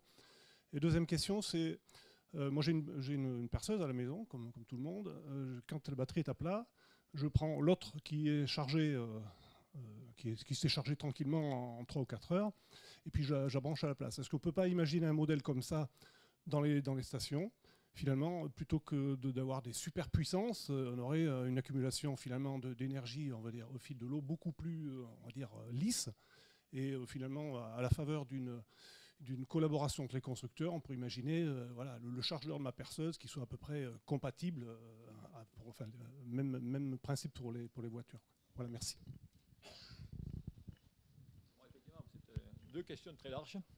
Bon, la première, je vais essayer de faire assez rapide. Bien sûr qu'au jour d'aujourd'hui, il y a une demande de stockage gigantesque. Ce que j'ai essayé de vous montrer dans cet exposé, c'est finalement comment l'innovation et la science pouvaient apporter. Et je l'ai fait par le prisme des batteries. J'aurais pu le faire par le prisme des piles à combustible et autres. Okay? Bien sûr, il y a les piles à combustible qui ont un rôle très important à jouer dans le futur pour des applications différentes, et l'utilisation du stockage va dépendre du type d'application. Alors ensuite, vous parlez de volants énergétiques, ainsi de suite. là aussi, il y a quand même une figure de mérite qui est importante, c'est le coût final. Et là, il faut que les systèmes soient compétitifs. Et là, des études ont montré que des systèmes mécaniques, enfin, dans le cas des volants tournants, ça, ne sont pas compétitifs. Même la pile à combustible, sur des applications précises, véhicules de tous les jours, ne sera pas, je pense, compétitive. Par contre, sur des plus gros objets, camions, et ainsi de suite, définitivement. D'où il y a bien sûr, je n'ai pas la prétention de montrer qu'il n'y a que les batteries, loin de là, qui est important dans la transition énergétique. Surtout, ne prenez pas ce message. Les supercondensateurs, bien sûr, mais là, les supercondensateurs, ça ne va pas vous apporter beaucoup d'énergie. Hein. Ça peut être couplé avec une batterie, mais par soi-même, un supercondensateur, vous allez faire 5 km d'autonomie. Vous n'allez pas aller loin. Hein. Vous prenez un vélo électrique, vous allez mieux. Bon, voilà. Ensuite, c'est votre deuxième question qui est directement liée. La deuxième question, c'était sur ? Ah oui, alors le bloc de recherche. Alors là, effectivement, c'est intéressant parce que c'est des solutions qui ont été envisagées. Il y avait une compagnie israélienne qui avait développé ça. Voilà, avait développé ça en Israël. Alors là, en Israël, pourquoi ? C'était directement le pays qui finalement était très, très, très rongé. D'où il y avait l'autoroute centrale, si je peux dire, et on pouvait également mettre ces stations de changement de batterie. Bon, la difficulté, c'est que peut-être que c'était trop tôt, mais la compagnie a fait faillite. Okay, mais c'est des choses, je pense, qui ne sont pas stupides et qui, dans certaines circonstances, pourraient être reconsidérées. Voilà. Mais la difficulté, pour faire cela, eh bien, c'est qu'il vous faut directement une normalisation au niveau des batteries. Voilà. Et vous voyez directement, et ça remonte, quand j'étais aux États-Unis il y a 30 ans, on essayait, ou Duracell avait essayé, de faire en sorte que toutes les batteries de vos portables, ainsi de suite, utilisent le même chargeur. Regardez le résultat. Après 30 ans, bien là aussi, ça c'est... Pourquoi ? Parce qu'il y a une compétition féroce pour ce marché très lucratif. Et c'est la raison pour laquelle avoir une norme sera très difficile, même au niveau du véhicule électrique, parce que chaque constructeur croit avoir une valeur ajoutée en produisant sa batterie et son chargeur. Merci. Une autre question ?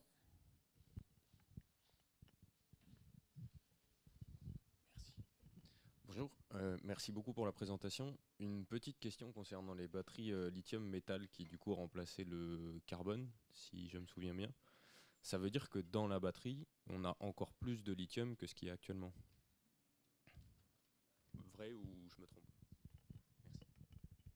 Merci. Oui, vous avez parfaitement raison, parce que si on repart vers le lithium-métal, et si je peux vous donner l'histoire, c'est-à-dire qu'avant qu'on ait le lithium-ion qu'on utilise au jour d'aujourd'hui, eh bien, on était tous partis sur la technologie lithium-métal liquide. Ce qui s'est passé, dû à des problèmes de dendrite, dont je vous ai montré, des batteries ont explosé. Et ça c'est dans les années 1987 au Japon, et ça a été la fin de la technologie lithium-métal liquide. Aujourd'hui, on revient du lithium-métal solide. On a toujours le problème récurrent de cette interface qu'on n'arrive pas à maîtriser. Et aujourd'hui, si on a des batteries lithium-métal, vous en avez une d'ailleurs, qui est en route, c'est la batterie Bolloré, qui est batterie lithium-métal polymère, mais qui travaille à 55 degrés. Et pour répondre à votre question, effectivement, dans ce cas, on est obligé d'utiliser du lithium-métal annexé en raison de l'inefficacité du dépôt du retrait de lithium. Et on a un facteur 2 ou 3 de lithium-métal annexé. D'où, oui, si on va sur le lithium-métal, on aura plus de lithium dans la batterie.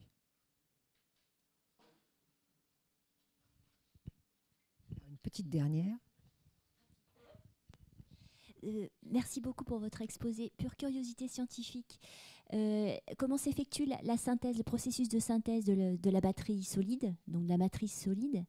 Et après, à quelle longueur d'onde la spectroscopie embarquée, je vais dire ça comme ça, qui est absolument génial, ça se fait à quelle longueur d'onde? On étudie ces réactions-là à quelle longueur d'onde?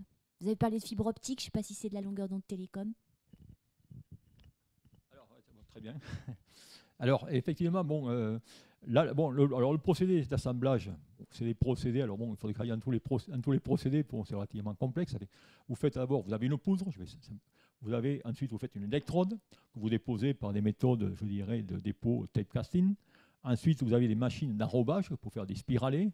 que vous allez mettre dans un caisson et vous scellez avec le laser, ainsi de suite. Bon, la bataille, c'est comme ça. Le tout solide, c'est là la difficulté, ça va changer la façon dont on assemble les cellules. D'où automatiquement le coût dont j'ai mentionné, qui sera très important au départ. Il va falloir créer de nouvelles lignes d'assemblage. Ça, c'est le premier point. Ensuite, bon, alors au niveau optique, oui, effectivement, on travaille aux alentours de 1,5, comme dans les télécommunications. Sur, je dirais, les fibres optiques classiques du silice pour déterminer nos paramètres, que sont la température, pression et contrainte. Par contre, pour faire tout ce qui est la chimie à l'intérieur de la batterie, là, ça a été l'astuce, puisque une molécule, si vous regardez les modes de vibration, ne sont pas dans ce domaine. Donc il faut changer de domaine.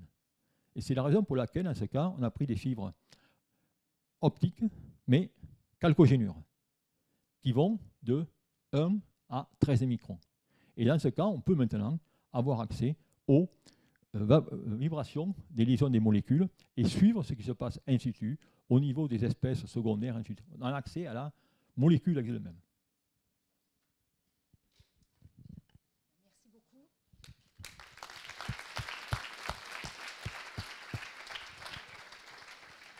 Et donc pour conclure cette série de conférences, on va maintenant écouter le point de vue de M. Jean Koldefy sur voilà, le sujet également. Comme évidemment, j'ai fait une petite modif. Je ne sais pas si je peux le mettre. Ouais, je peux le mettre. Tac, il est où le... Ah, il est en bas à droite. Non, tu l'as. Tu le sens. Voilà, merci.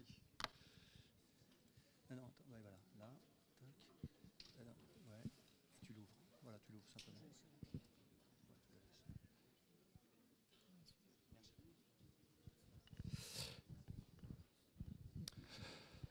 Bon, merci beaucoup au Collège de France, Marc Fontcave, Jean-Marie Tarascon pour l'invitation. Donc effectivement, moi je suis un ingénieur, donc je suis avec une grosse expérience de terrain. Et j'ai été aussi élu local pendant 13 ans. Et puis aujourd'hui, donc je partage mon temps entre à Transdev, donc une compagnie de transport public, pour conseiller le PDG de Transdev sur les questions de mobilité, et j'ai un autre temps partiel où je m'occupe de think tank. Voilà. Donc moi, mon rôle, c'est essayer de faire un pont, c'était une des questions de tout à l'heure, entre le monde scientifique, le monde politique et les opérationnels de terrain. Voilà, ceux qui font, les scientifiques et ceux qui décident. Et parce qu'effectivement, je considère qu'on en a absolument besoin dans ce monde où finalement les choses vont de plus en plus vite, on ne prend pas le temps de regarder dans le détail les affaires, et le monde est un peu plus compliqué. Alors je vous ai intitulé cette présentation la redoutable équation carbone, équité, efficience. Pourquoi? Parce qu'une société, ça ne se résume pas au carbone. On le voit bien avec les zones à faible émission. Si vous voulez, quand vous demandez à des gens de changer de voiture et qui n'ont pas les moyens de le faire, ça pose quand même de sacrés problèmes sociaux, de justice sociale. Et puis la question de l'efficience, qui est... Voilà, on peut être efficace, mais efficient, c'est pas mal, surtout quand vous avez des ressources limitées. C'est-à-dire qu'on n'écrase pas les mouches avec des marteaux. Vous savez, en tant que scientifique, ce que ça veut dire. Et ça impacte effectivement directement les coûts. Voilà. Donc, il faut résoudre cette espèce de triangle. D'aucuns diraient que c'est un triangle d'incompatibilité. Moi, j'y crois pas. Je pense qu'on a des solutions, mais il faut s'occuper de nos ressources rares. Voilà. Alors, je vais prendre une expression de Marc Fontcave que je trouvais assez excellente. La décarbonation, elle a commencé. Donc vous avez ici en bleu les émissions totales de la France depuis 1990, basse 100. Voilà, donc ça baisse. Au passage, le PIB entre 90 et aujourd'hui, il a fait plus 60%. Donc les décroissants, moi je veux bien les théories décroissantes si vous voulez, mais entre la théorie et la pratique, il faut à minima vérifier des chiffres de base. Donc on a fait plus 60% en PIB, et on a fait moins 30%, moins 20% pardon, en émissions, et la tendance s'accélère puisque ça baisse encore plus vite depuis un an. Ça a baissé partout, sauf dans les transports. C'est le seul secteur qui n'a pas baissé ses émissions depuis 1990, et la voiture, c'est 70 millions de tonnes de CO2 en 90 et 70 millions de tonnes en 2019. Alors, les répartitions des émissions, c'est les suivantes. Marc les a montrées. La voiture, c'est 16% des émissions de la France. Vous avez ensuite essentiellement la logistique et puis l'avion interne qui est à 0,8%. Donc vous voyez le poids médiatique de l'avion est inversement proportionnel à son importance dans les émissions. Donc ne croyez pas tout ce qu'on vous raconte dans les journaux, ou en tout cas on a une prédominance médiatique qui est inexplicable. Le vrai sujet en France, c'est la voiture. Alors pourquoi la voiture, ça ne baisse pas? Eh bien parce que se déplacer, c'est vivre. Voilà. Ça veut dire aller travailler, aller étudier, se nourrir, se divertir, se soigner, se rencontrer. Et si vous remettez en cause la mobilité par la voiture, il y a de grands risques que vous remettez en cause la manière dont on vit. Et puis, ça peut poser de sacrés problèmes d'inégalité, voire des problèmes sociaux. On ne dit pas à des jeunes qui cherchent un emploi, surtout ne passe pas ton permis. C'est évident. Voilà. C'est évident, mais ça va mieux de le rappeler. Alors, quand vous regardez la part modale kilométrique, c'est-à-dire que le nombre, la part des kilomètres, donc, vous avez cette courbe. En noir, c'est la voiture, c'est sur l'échelle de droite, et vous avez les autres modes à gauche. Donc vous voyez que la voiture, c'est 80% des kilomètres parcourus dans ce pays depuis 30 ans. Ça a un petit peu baissé, et c'est pareil partout, dans tous les pays de l'OCDE, on est à peu près à cette part kilométrique. Et pourtant, en 2007, le Grenelle de l'environnement, déjà on commençait à parler de carbone, on a dit, ben voilà, on va faire vous allez voir ce que vous allez voir, on va mettre beaucoup de milliards et on va baisser de 20% les émissions de GES. Donc, ça n'a pas baissé. Et on a mis 125 milliards dans les transports publics en 20 ans, 22 dans les TGV, 40 dans les TER, 60 dans les transports en commun. Et on a baissé à peine 3%. Donc, d'aucuns diraient, de manière un peu rapide, ce truc, le transport public, ça ne sert absolument à rien, ça consomme beaucoup d'argent et il faut arrêter d'investir là-dedans. Une fois de plus, il faut aller dans le détail pour comprendre les affaires. Et puis, je vous rappelle l'objectif commun de 55% de baisse d'ici 2030, donc d'ici 7 ans. Il faudra faire en 7 ans ce qu'on n'a quasiment pas réussi à faire depuis 30 ans. Donc, ce n'est pas un challenge immense, c'est même un Himalaya qui est devant nous. Donc, l'objectif est particulièrement ambitieux. Alors, il faut comprendre pourquoi. Je vais faire un petit peu d'histoire. Vous avez ici l'aire urbaine de Lyon. J'aurais pu mettre celle de Clermont-Ferrand. L'aire urbaine, c'est quoi une aire urbaine? C'est l'ensemble des communes dont au moins 40% des actifs travaillent dans le pôle central. C'est une notion essentielle à comprendre. Et vous avez l'aire urbaine de Lyon en 68, 90 et 2011.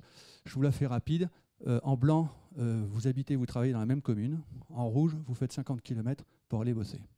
Et vous avez ça dans toutes les aires urbaines de France, Paris, Toulouse, Montpellier, partout, vous avez ce phénomène. On n'habite plus à côté de son lieu de travail. Voilà. C'est lié à la concentration des créations d'emplois dans les métropoles pour les fonctions d'innovation, parce que quand vous êtes dans un pays où vous n'avez pas de manœuvre bon marché, ni de mine, ni de minerai, de matière première, eh ben, il faut produire des choses que les autres ne produisent pas. Voilà. Et ça se passe, ça veut dire des centres de recherche, et voilà. Vous avez l'université de Clermont-Ferrand, ben, elle est à Clermont-Ferrand, elle n'est pas dans le Cantal. Et à Lyon, c'est pareil, les chercheurs, en général, ils se concentrent, et les ingénieurs se concentrent dans les villes. Et la base arrière industrielle de la France, qui était avant dans les villes moyennes, du fait du chargement, enfin, on a chargé vraiment la barque sur les entreprises après le premier choc pétrolier, elle a été se mettre ailleurs, ce que n'ont pas fait les autres pays. On est le seul pays avec le Royaume-Uni à avoir divisé par 2 la part de notre industrie dans le PIB. Donc on essaye de remonter la pente, mais ça explique aussi ceci, une polarisation excessive des créations d'emplois dans les grandes métropoles. Alors, je vous ai mis ici les navettes domicile-travail françaises. Donc vous voyez que la France, c'est un système qui est super bien intégré d'un point de vue économique, et on a vraiment relié les métropoles régionales avec la capitale en TGV, et pour le reste, donc cette augmentation des distances entre le périurbain et les agglomérations, ça se fait en voiture parce que notre système TER n'a pas du tout accompagné le développement de la ville. Donc vous avez, je l'illustre, sur Lyon, vous avez 220 000 navetteurs, j'ai 35 000 places dans les TER. Donc j'ai 200 000 voitures qui rentrent sur l'agglomération. Voilà. Donc ce n'est pas un problème de comportement. Voilà. Tout ne dépend pas des individus. Voilà. On a un système énergétique, on a un système d'aménagement urbain, on a un système de transport public qui fait que la plupart des gens, les gens n'ont pas le choix. La plupart du temps, les gens n'ont pas le choix et donc ils prennent leur voiture. Alors, voilà, je vous l'illustre autrement. Donc, vous avez ici la répartition de la population sur les différentes aires urbaines par taille, en distinguant la commune centre, la banlieue, le périurbain et ce qu'on appelle les communes hors attraction des villes. Donc, premier point que vous voyez ici, c'est que 93% de la population est économiquement polarisée sur une ville. Mais 50% de la population habite à la campagne. 50%. Donc vous voyez les flux que ça génère. La deuxième chose qu'il faut avoir en tête, c'est que pour un habitant dans la commune centre, j'en ai 2 autres dans le périurbain. Voilà. Donc, moi, mon explication des gilets jaunes est la suivante. Quand vous avez... Ça marche le truc. Voilà. Vous avez ici 15% de la population qui demande l'alignement en 2017 du diesel sur le prix de l'essence. Ce sont des gens qui font le moins de kilomètres. Ils sont ici, ils font le moins de kilomètres. 15%, ils vont embêter 50% de la population qui, eux, en font 18 à 20 000 par an. Voilà. Et quand vous faites ça, en 2017-2018, avec l'augmentation du baril par ailleurs, ça conduit à des choses assez importantes sur le budget, 5% du SMIC, et ça fait boum au bout d'un moment. Donc il faut faire un peu de géographie pour comprendre les mobilités, ça me paraît assez essentiel. Vous voyez. Donc on a des différences de situation énormes. Pourquoi les habitants de centre-ville prennent moins la voiture? Parce qu'ils ont les transports en commun. Voilà. Donc les gens ne sont pas idiots, on a des comportements rationnels, il y a de très bonnes raisons pour faire ce qu'on fait. Et donc, quand il y a des transports en commun efficaces, ça fonctionne très bien. Vous voyez, 8 000, 18 000. Alors, du coup, quand vous regardez la géographie des émissions, c'est 16% de la voiture, ben, vous en avez 5% sur la longue distance, 5%, donc un premier tiers, un deuxième tiers sur les liens centre-agglomération périurbain, et puis le reste passe dans le périurbain et les liens entre villes. Les villes-centres, c'est 0,2%. C'est 25 fois moins que les liens entre agglomération périurbain. On ne parle que de ça, mais le job, il est fait. Le sujet, c'est plus ce qui se passe dans les villes-centres, c'est les liens avec le reste du territoire. Voilà. Alors, on avait dans les années 80, on a mis en place des politiques de tramway dans la plupart des villes de France. Vous avez un très beau tramway à Clermont, et on l'a fait pour des questions en fait, d'esthétique et d'occupation de l'espace public. Parce que la voiture, elle est très pratique, mais elle prend de la place en ville. Et c'est assez moche, en fait. Et vous voyez qu'on a quand même fait le job. Vous voyez la place de Vendôme et puis les berges du Rhône à Lyon. J'aurais pu mettre bien d'autres espaces. Et pour des questions, on va dire, de qualité des espaces publics, de qualité de vie en ville, on est revenu en arrière, on a viré la voiture. Et l'accès à la ville se fait en voiture, mais ce qui se passe à l'intérieur de la ville, on a considérablement diminué l'usage de la voiture. On a divisé les trafics par 2, voire par 3 dans certaines agglomérations. On aurait pu continuer comme ça, mais effectivement, le carbone arrive et l'accès à la ville par la voiture thermique, c'est fini. Et il va falloir qu'on remette ça en cause. Le problème, c'est qu'on n'a pas de solution alternative. Voilà. On n'a pas de voiture électrique démocratique aujourd'hui. Elle n'est pas démocratique, elle est encore trop chère. Une Twingo électrique, ça coûte 25 000 €. Une Twingo. Je rappelle, 85% des ménages possèdent une voiture parce que c'est pas cher. Et on n'a pas le système de transport public. Alors, vous avez ici l'enquête budget des ménages, des familles, et vous avez en bleu le coût mensuel de la voiture.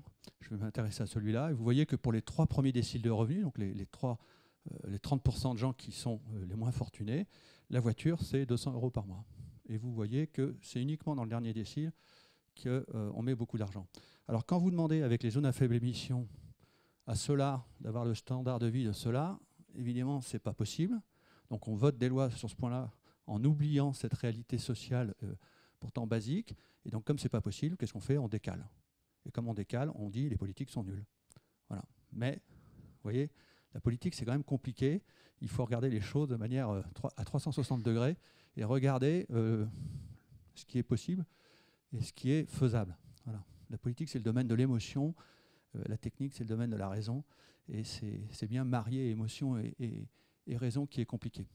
Voilà. Donc, l'âge moyen d'achat de la première voiture neuve, c'est 57 ans en France. 80% des gens achètent des voitures d'occasion. L'essentiel, c'est des petites voitures. Donc, par rapport le SUV, les gros SUV, il n'y a pas beaucoup de gens qui achètent des SUV BMW. Plus de 80% du parc, c'est des petites voitures, des petites familiales, etc. Donc, il faut vraiment avoir ça en tête. Il y a une espèce de légende là-dessus qui ne correspond pas à la réalité. La France, c'est une société de classe moyenne. Il faut juste se dire ça. Il n'y a pas que quelques riches et beaucoup de pauvres. Non, il y a quelques riches, quelques pauvres et une immense classe moyenne entre les deux. Alors, je vous l'illustre aussi. Ça, vous avez la répartition des kilomètres parcourus par décile de revenus. Donc, les 10% les plus riches font 12% des kilomètres. Vous voyez, ça descend. Donc, dire que les riches doivent faire l'effort et que tout se passera bien, ben non, c'est faux.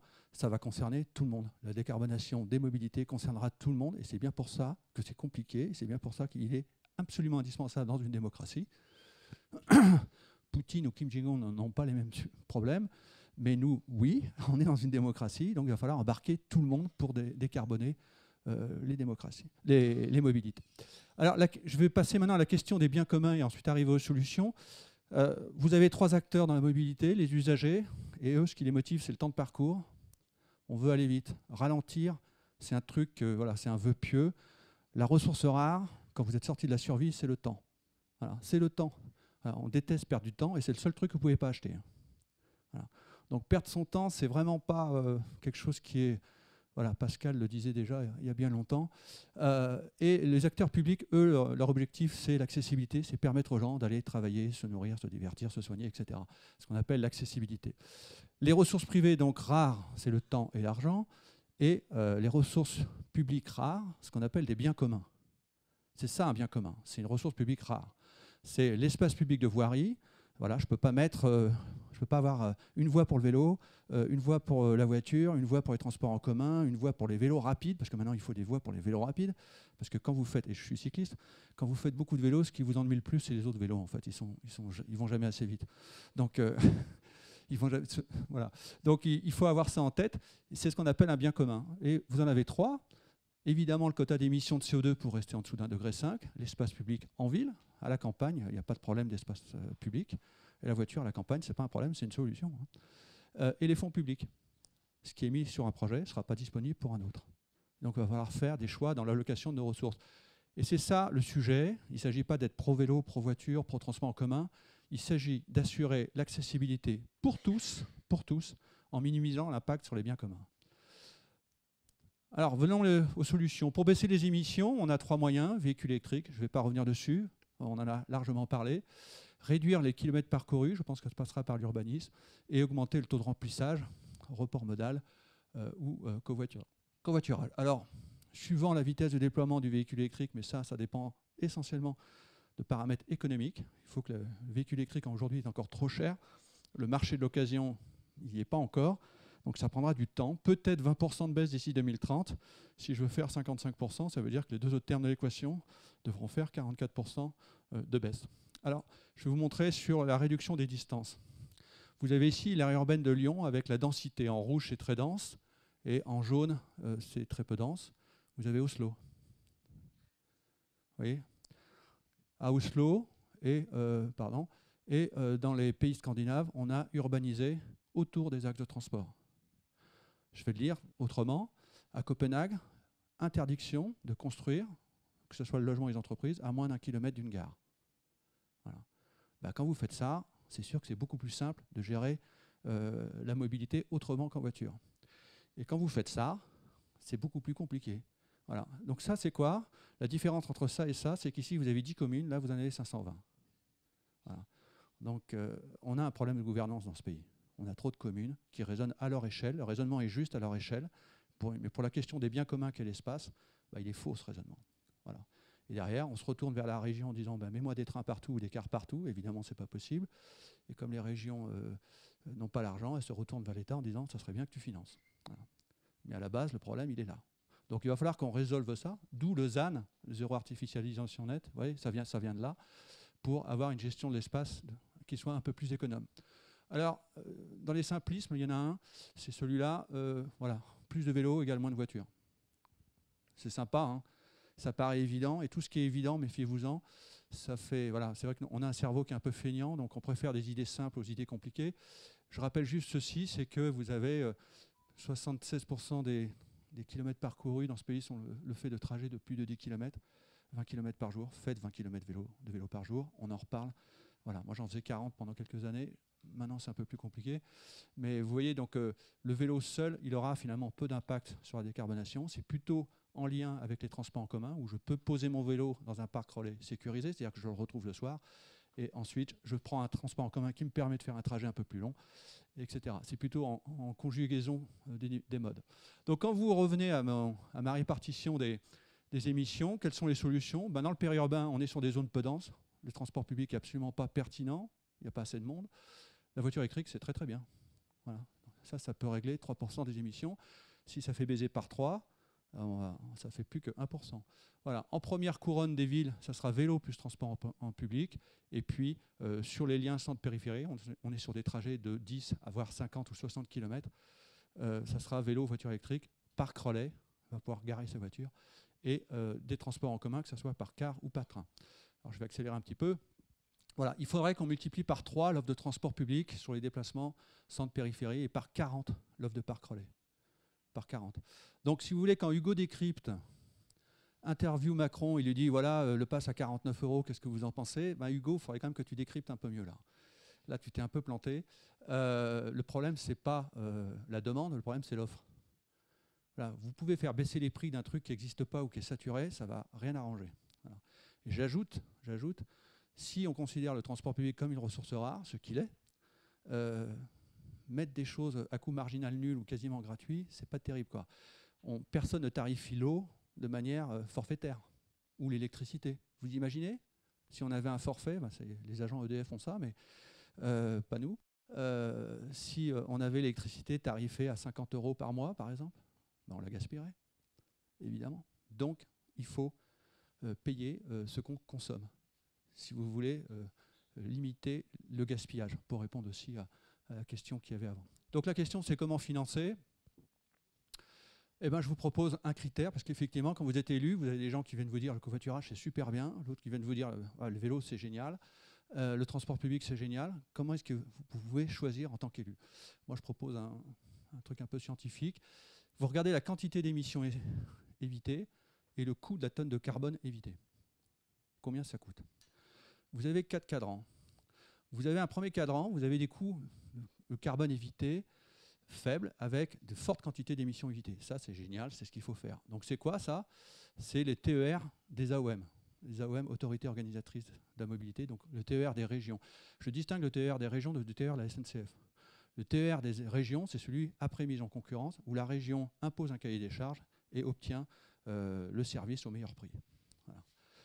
Donc ça marche très très bien. On divise les coûts par 2 par rapport au TER actuel. Vous avez le vélo-voiture plus des cars relais plus des cars express. Les parcs relais plus des cars express, ça marche aussi très très bien. Les quelques cas où c'est en place, Dourdan-Massy, Voiron-Grenoble, Aix-Marseille, ça fait un carton. Il y a une telle demande que ça marche très très bien. Ça serait bien qu'il m'enlève ce truc. Hop, hop, hop. Qui veut imprimer? Voilà. Et puis les transports en commun de surface en zone urbaine et les bus à forte fréquentation. Vous avez... Mais là, il ne veut plus du coup, parce qu'il n'a plus la main.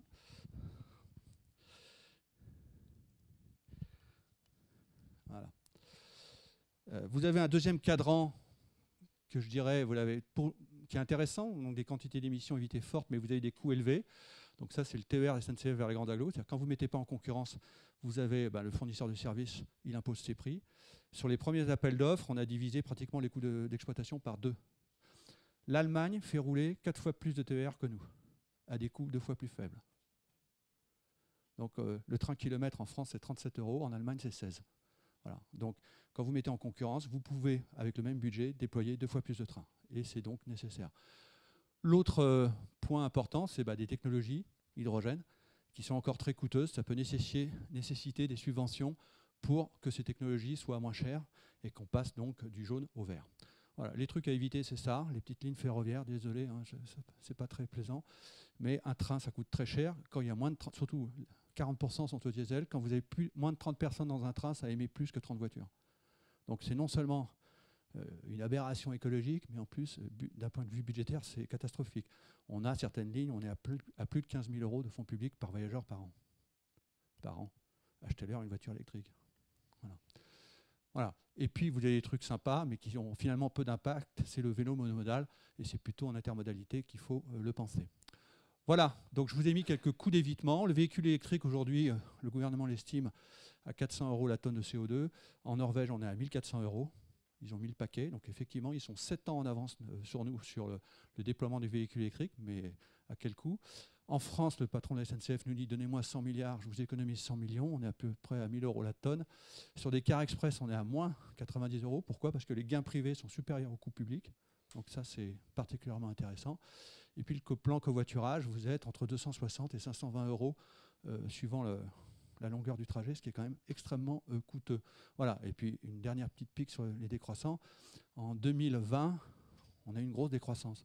Il faut regarder la perte de PIB par rapport aux économies de CO2, vous êtes à 6500 € la tonne. Donc non seulement socialement, c'est quand même extrêmement régressif, demandez aux pays en développement ce qu'ils pensent de la décroissance, mais en plus, c'est particulièrement inefficace. Voilà, donc petit mot de conclusion. On va commencer par un grand scientifique. Voilà. Si j'avais 1 heure pour résoudre un problème, je prendrais l'essentiel du temps pour l'analyser et 5 minutes pour penser aux solutions. Donc, si vous voulez agir, il faut d'abord bien comprendre la chose. Bernard Shaw, prix Nobel de littérature, qui disait ceci: à tout problème complexe, il existe une solution simple, et il ajoutait simple et fausse. Voilà, donc méfiez-vous des évidences sur ces sujets-là. Esther Duflo, prix Nobel d'économie, cette chose assez évidente.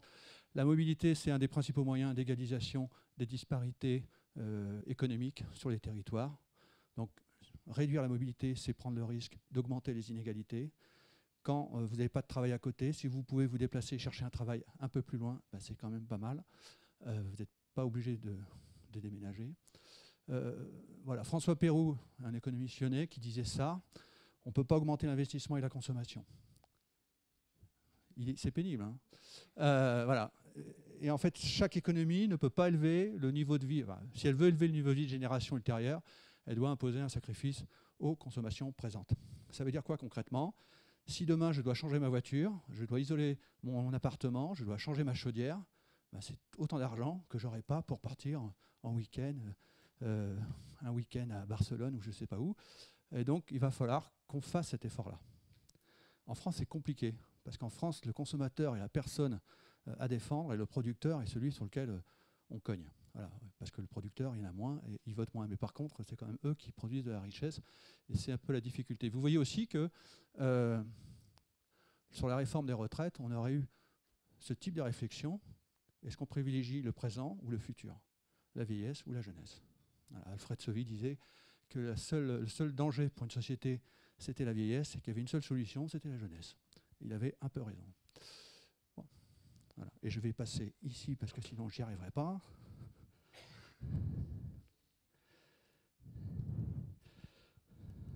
Voilà, je terminerai avec Keynes qui disait que voilà, les politiques doivent faire des choix entre des arbitrages entre liberté, équité et efficacité.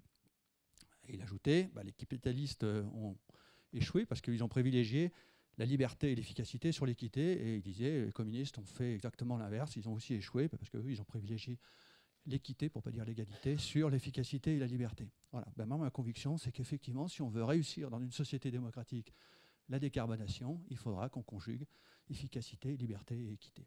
Merci.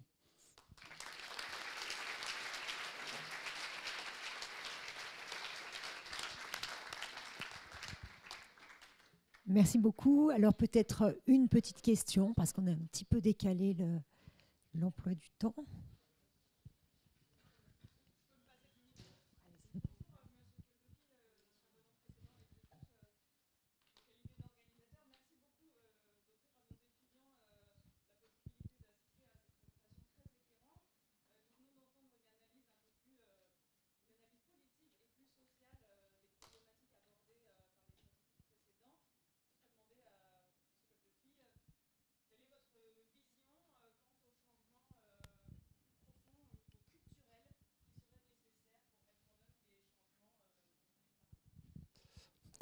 Alors, les changements culturels, je serais assez prudent. Parce que quand on dit, par exemple, vous voyez, ça c'est culturel, ou il y a la culture de la voiture, ou la voiture est une drogue dure.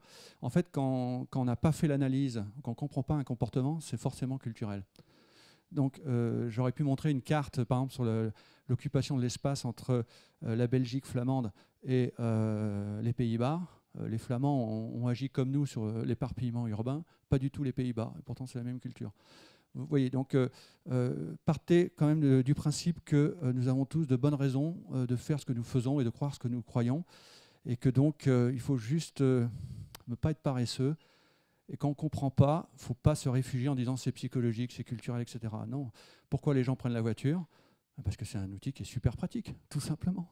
Et voilà. Et donc, le problème du véhicule électrique, c'est que il est cher. J'ai fait faire des études sur comment les jeunes se comportent en termes de mobilité, enfin, quelles sont leurs aspirations en termes de mobilité et de logement. Sur la voiture, 84% des jeunes veulent posséder une voiture. Les ménages en France, c'est 85%. Il n'y a pas de différence. Donc, faut pas, voilà. Pourquoi? Parce que la voiture, c'est l'autonomie. Et l'autonomie, pour les jeunes, pour vous, c'est une valeur fondamentale. Voilà. Donc, il faut juste prendre le réel comme il est. Moi, je crois beaucoup aux incitatifs, tout simplement. Les choses ne se feront pas de manière révolutionnaire. Quand il y a des révolutions, ça se passe en général pas terrible, pas très bien. Donc, il faudra des incitatifs. Les signaux prix, c'est pas mal. Hein. Voilà. Pour éviter le gaspillage, vous augmentez les prix, vous allez voir, les quantités diminuent. Et voilà, ça fonctionne. Pour conclure cette matinée, de remercier vraiment à la fois les professeurs du collège,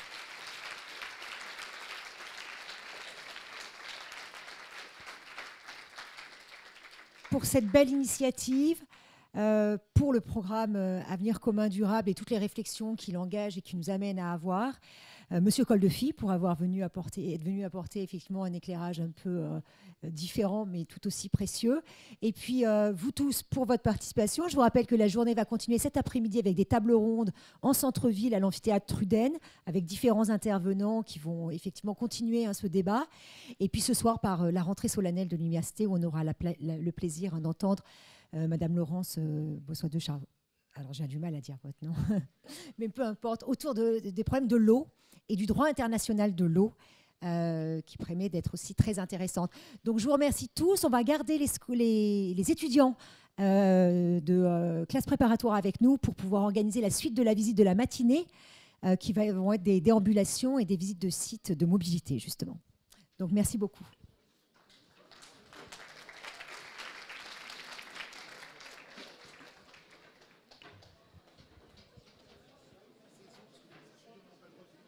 Eh bien non, parce qu'on a des facilités. Pourquoi j'y vais? Je vais sur ta zone, je fais la démo, j'accueille n'importe qui. On avait mis une jauge parce qu'on doit les répartir. D'accord. Parce que je voulais dire, voilà, là, j'ai peut-être un peu travaillé, je ne sais pas, mais où est-ce que je peux on va se rejoindre.